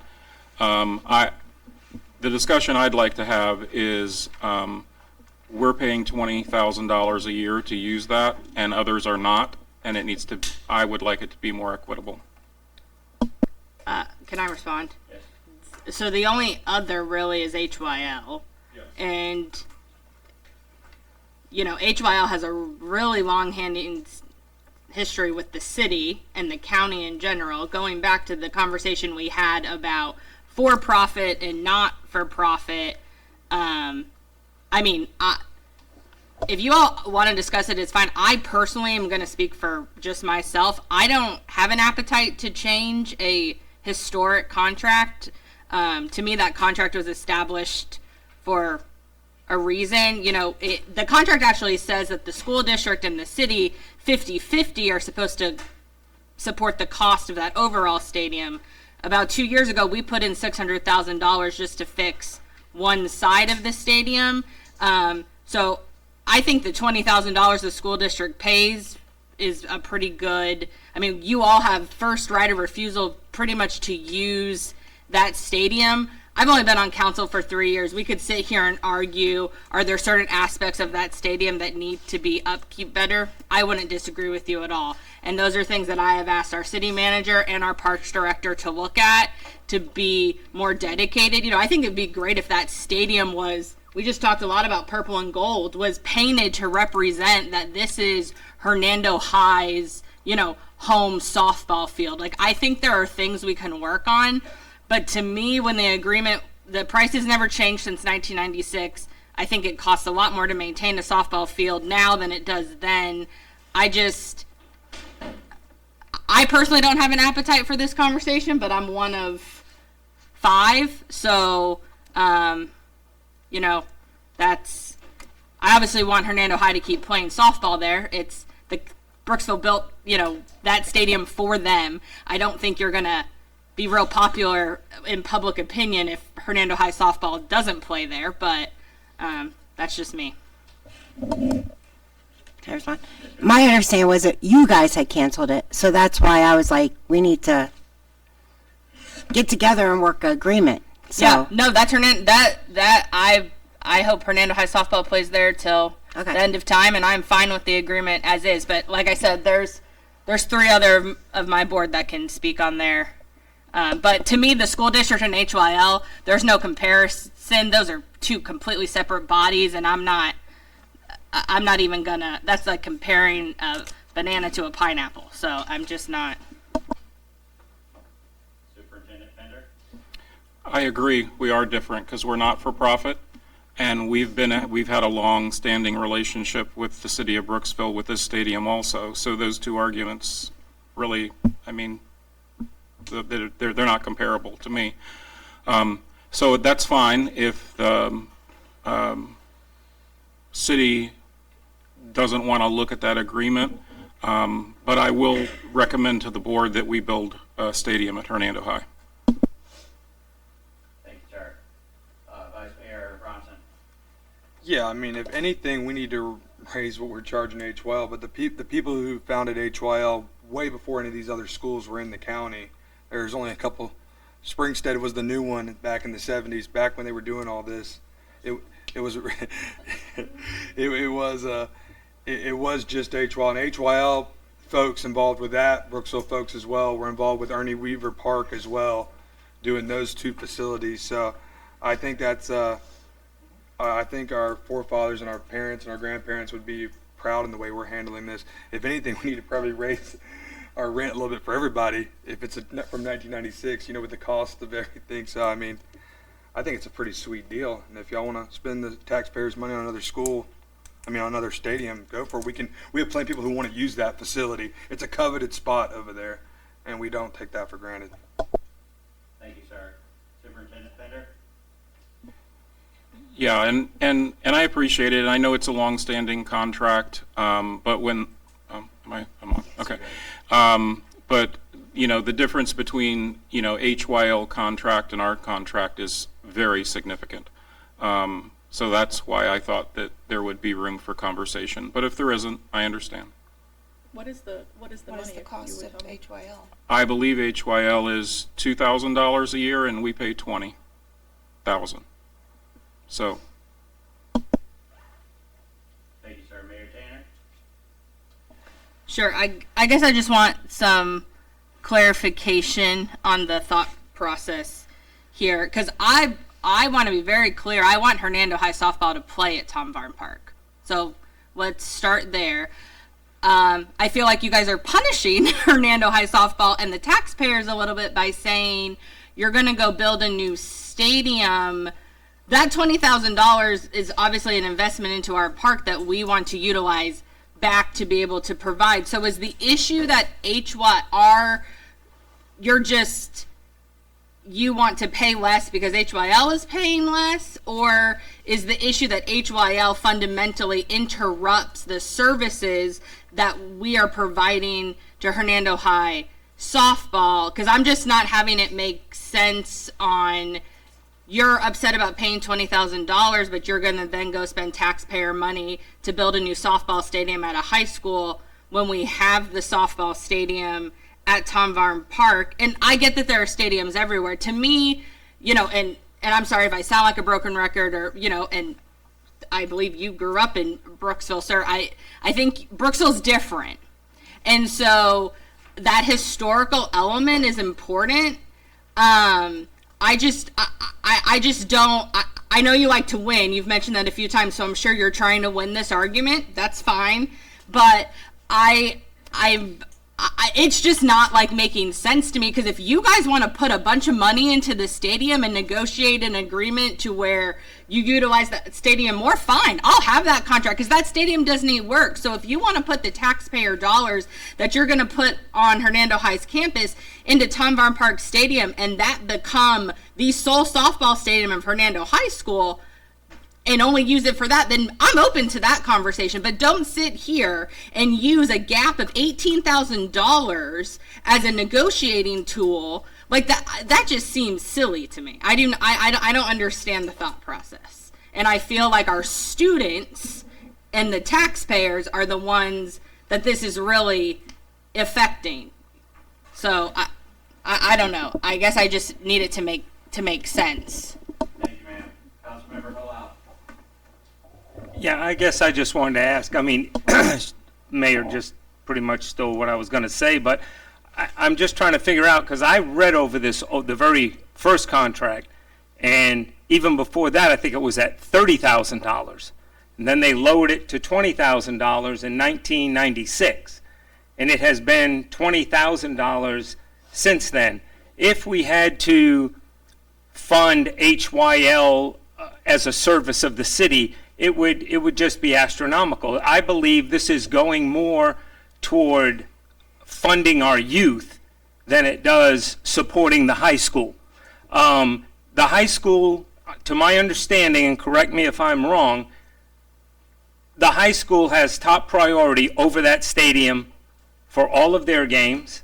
They have priority for when they want to train at that stadium over everybody. They have access to the locker room that is underneath that stadium for themselves.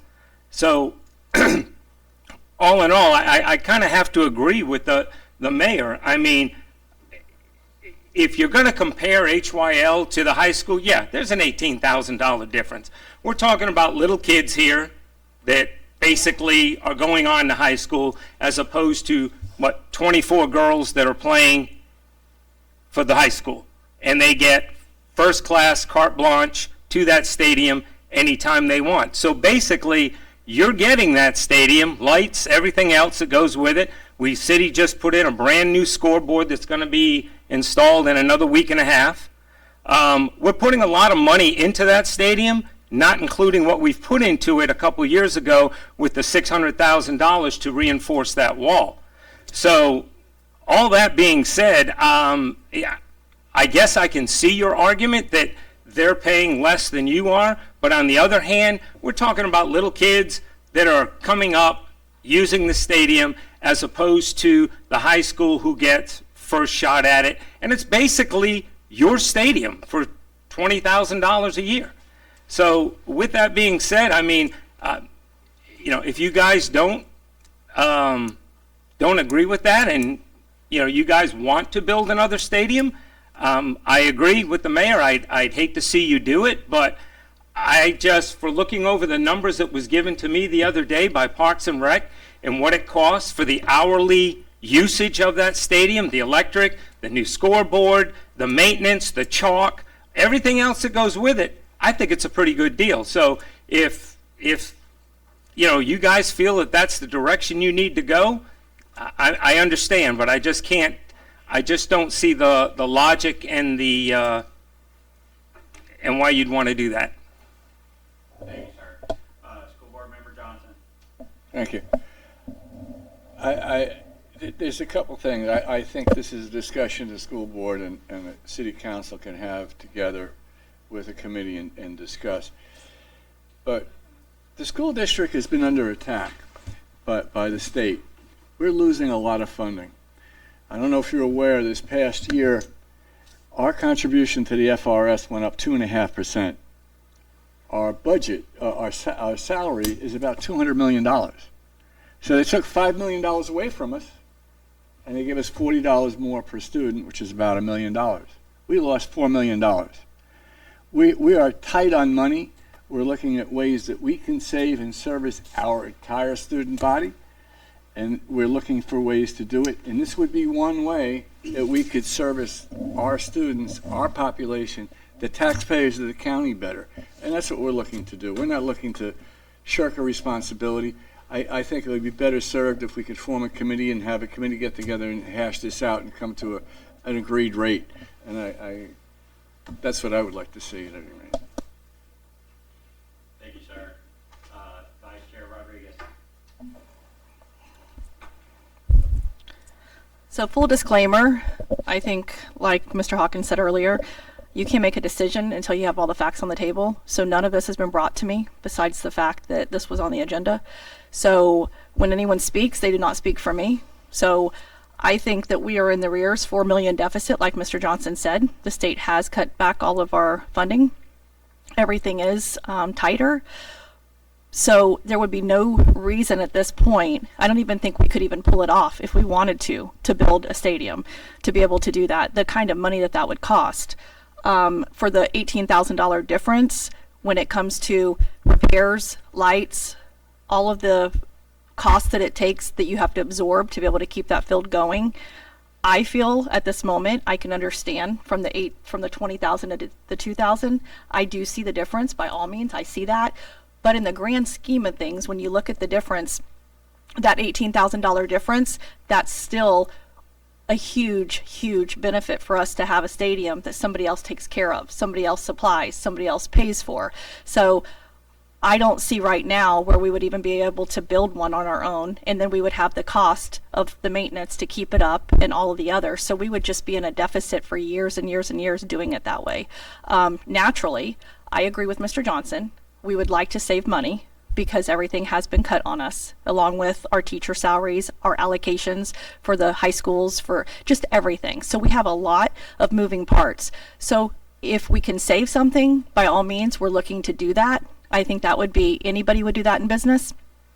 But this is a savings to me for the $18,000 by far, to be able to continue to use what we have and have somebody else have to service it and provide us the facility. I think at this moment that it's the best thing that we have going for us. So I have to say, Mayor Tanner, I do agree with you. Thank you, ma'am. Superintendent Tender. And I just want to say that, remember, the motion was to have a conversation about this. That was the motion, okay? So I guess we have. We like some of the things that you brought up about us. We can invest in property that's not our own, like to build or to do that. This is basically a use of facilities rental agreement that we can do. But if neither board is interested in talking about it, then we don't have to talk about it. But I just wanted to, when I saw what one person is paying for and what we're paying for, it's a significant difference. So, but I do understand it's a value, and it's been tradition in Hernando County and Brooksville, and I know that. Thank you, sir. Commissioner Lockout. Just curious, the new scoreboard you guys put in, are putting in, that's going to be a nice upgrade. What was the approximate cost to put in that new scoreboard? How much was the score? Like 50 to 70,000. 50 to 70 for the scoreboard? Okay, that's cool. Installation and all. Right, yeah, I was just curious. Thanks. Thank you. Councilman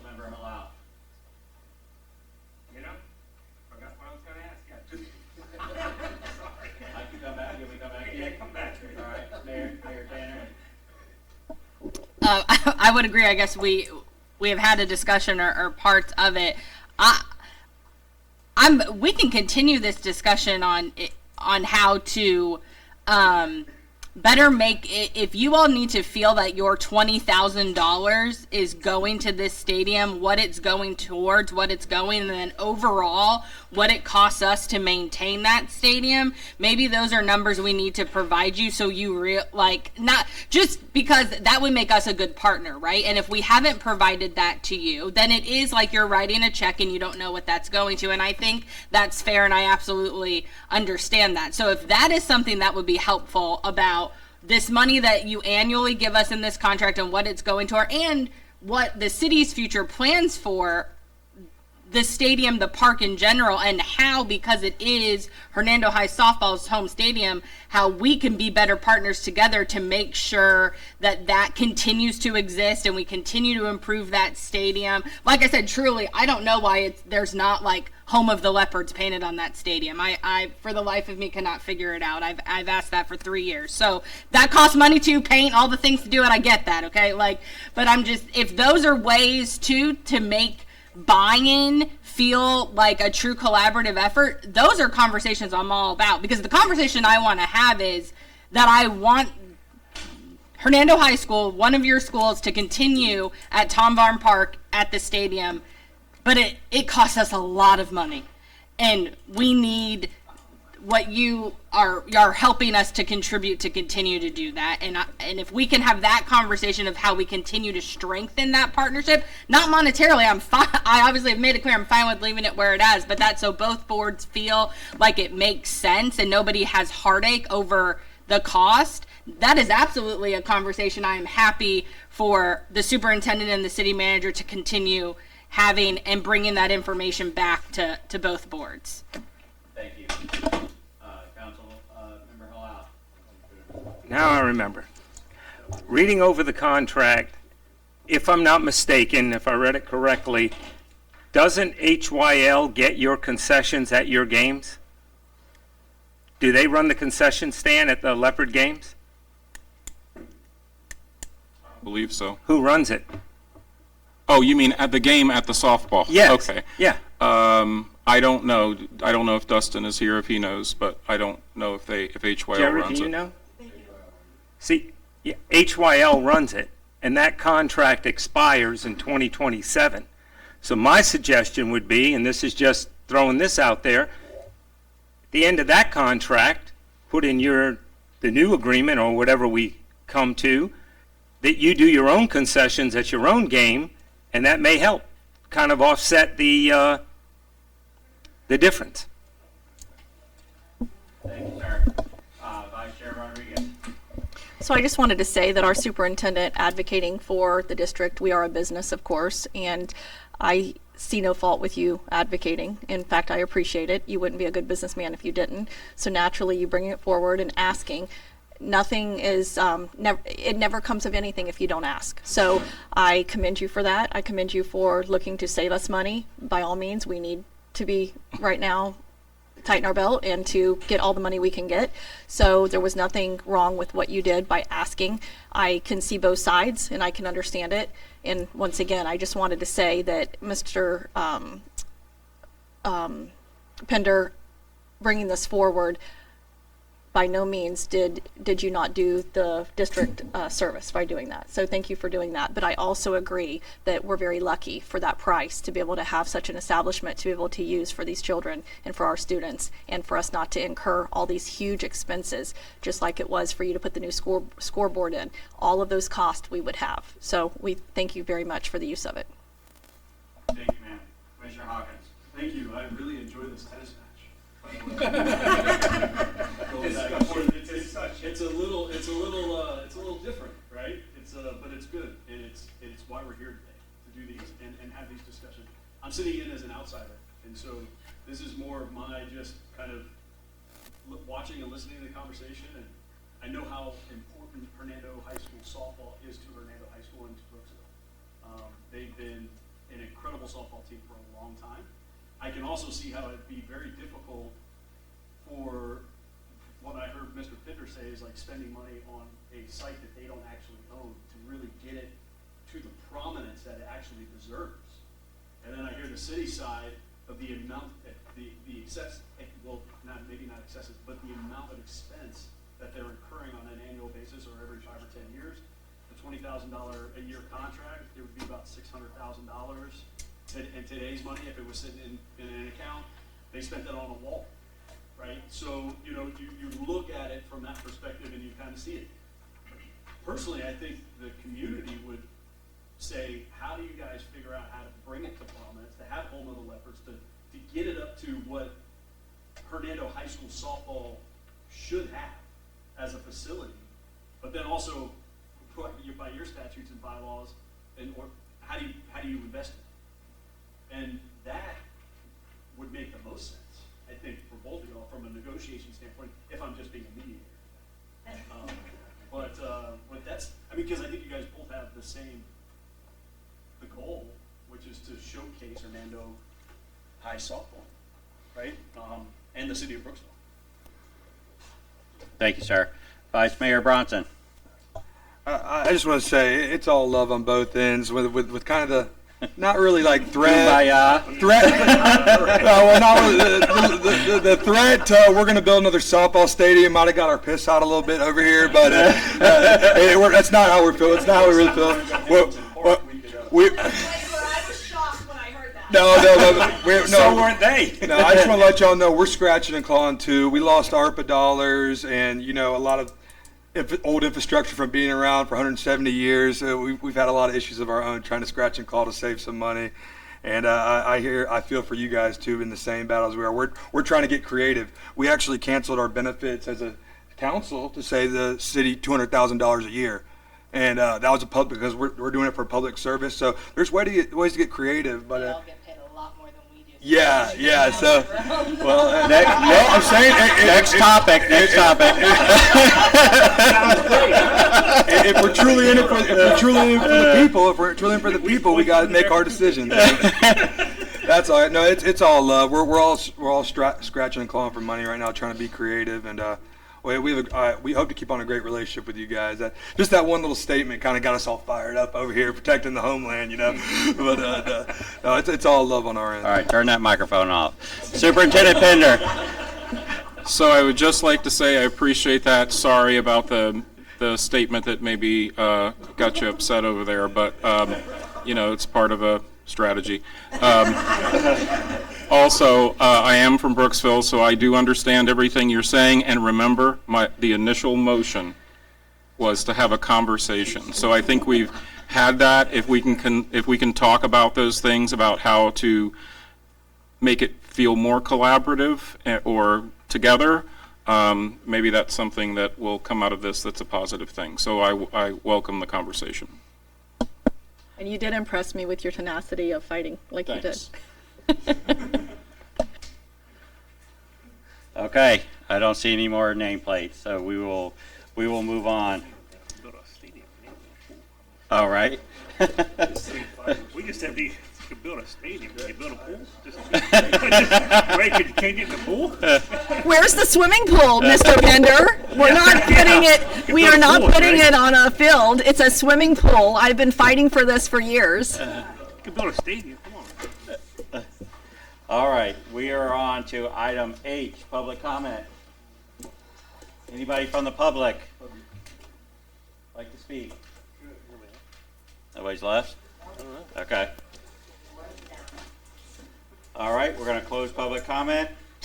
We are on to I. We don't need to do I. All right, we're on to J. Anybody from the city council have any general comments? Mayor Tanner. I'm going to keep it short and sweet. I've certainly talked enough today. Great meeting, great collaboration, even some spicy stuff. I'm glad Brian enjoyed the tennis match. But no, whatever type of sports match. You know, this is my fourth one of these, and I truly think that the collaboration has gotten better and better. The first one of these, I wasn't so sure, and I think it's really come a long way, and I just want to give kudos to not only all of us as elected officials, but to all the staff, for everybody in here, the school district, the county, our city staff. I know that they all work really hard. Bless them for having to put up with all of us and these boards. And so I just, I appreciate it, and thanks everybody. Thank you. Anybody else over there? Mrs. Hendrickson, you're good? Yes, sir. Okay. All right, we're going to move on to the school board. School board member Johnson. Yeah, this has been an interesting session, and as I was saying earlier to some people privately, I echo what you said. I think we're getting more cooperation between the three branches of government. I think there's more respect in this room from one government to the other, and we are all separate governments, agencies. And I think that understanding is coming across, and I think we're working more cohesively and better together for the overall good of the citizens in this beautiful county and city that we have. And thank you.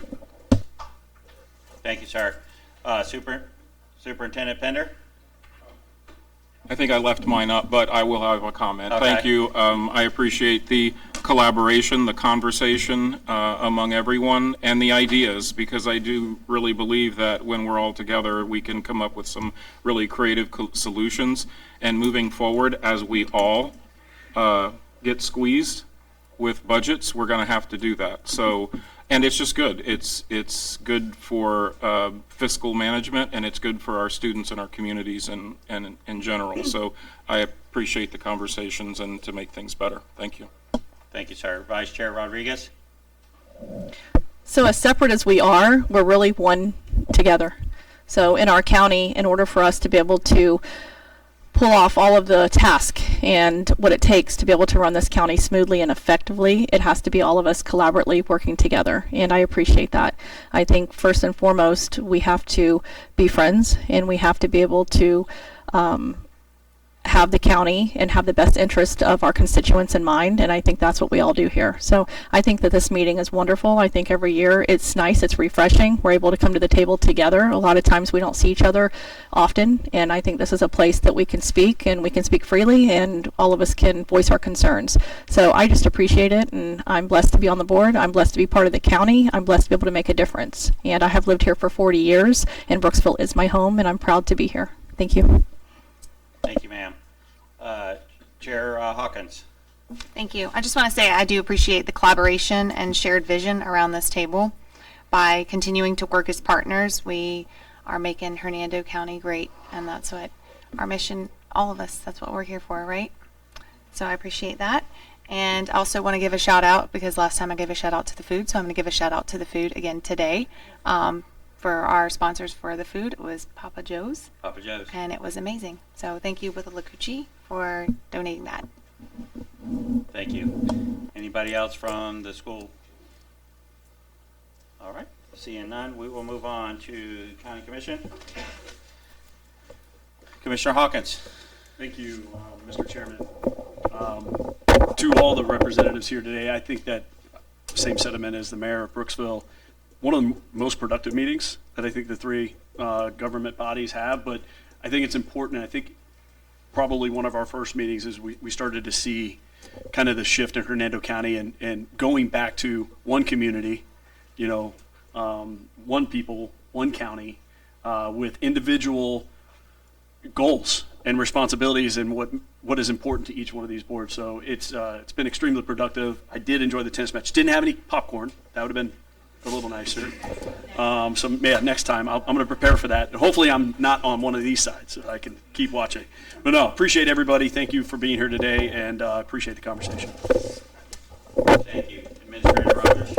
I do want to say thank you, everybody, for cooperating today and working on this. It really shows the importance of this meeting. Years ago we discussed what you have it, but as the growth comes on, it's more challenging now, right? And whether that's the right to serve area in the city or the school and the expansion and the programs, and you guys are doing a great job in the his programs, looking at working on was with economic development, at aerospace and agricultural science is exactly what we're working on, right? So, but it's good to come together and work on these problems together, because I'm sure we're going to have more of them, as you saw all the growth that's still coming in these challenges. So we'll continue to have tough challenges, but together we can try to figure out a way to work through them. So I appreciate everybody's working together today. Anybody else on the board? Okay. All right. Same sentiments. You know, it's a privilege and honor to be able to serve alongside each of you as servant leaders.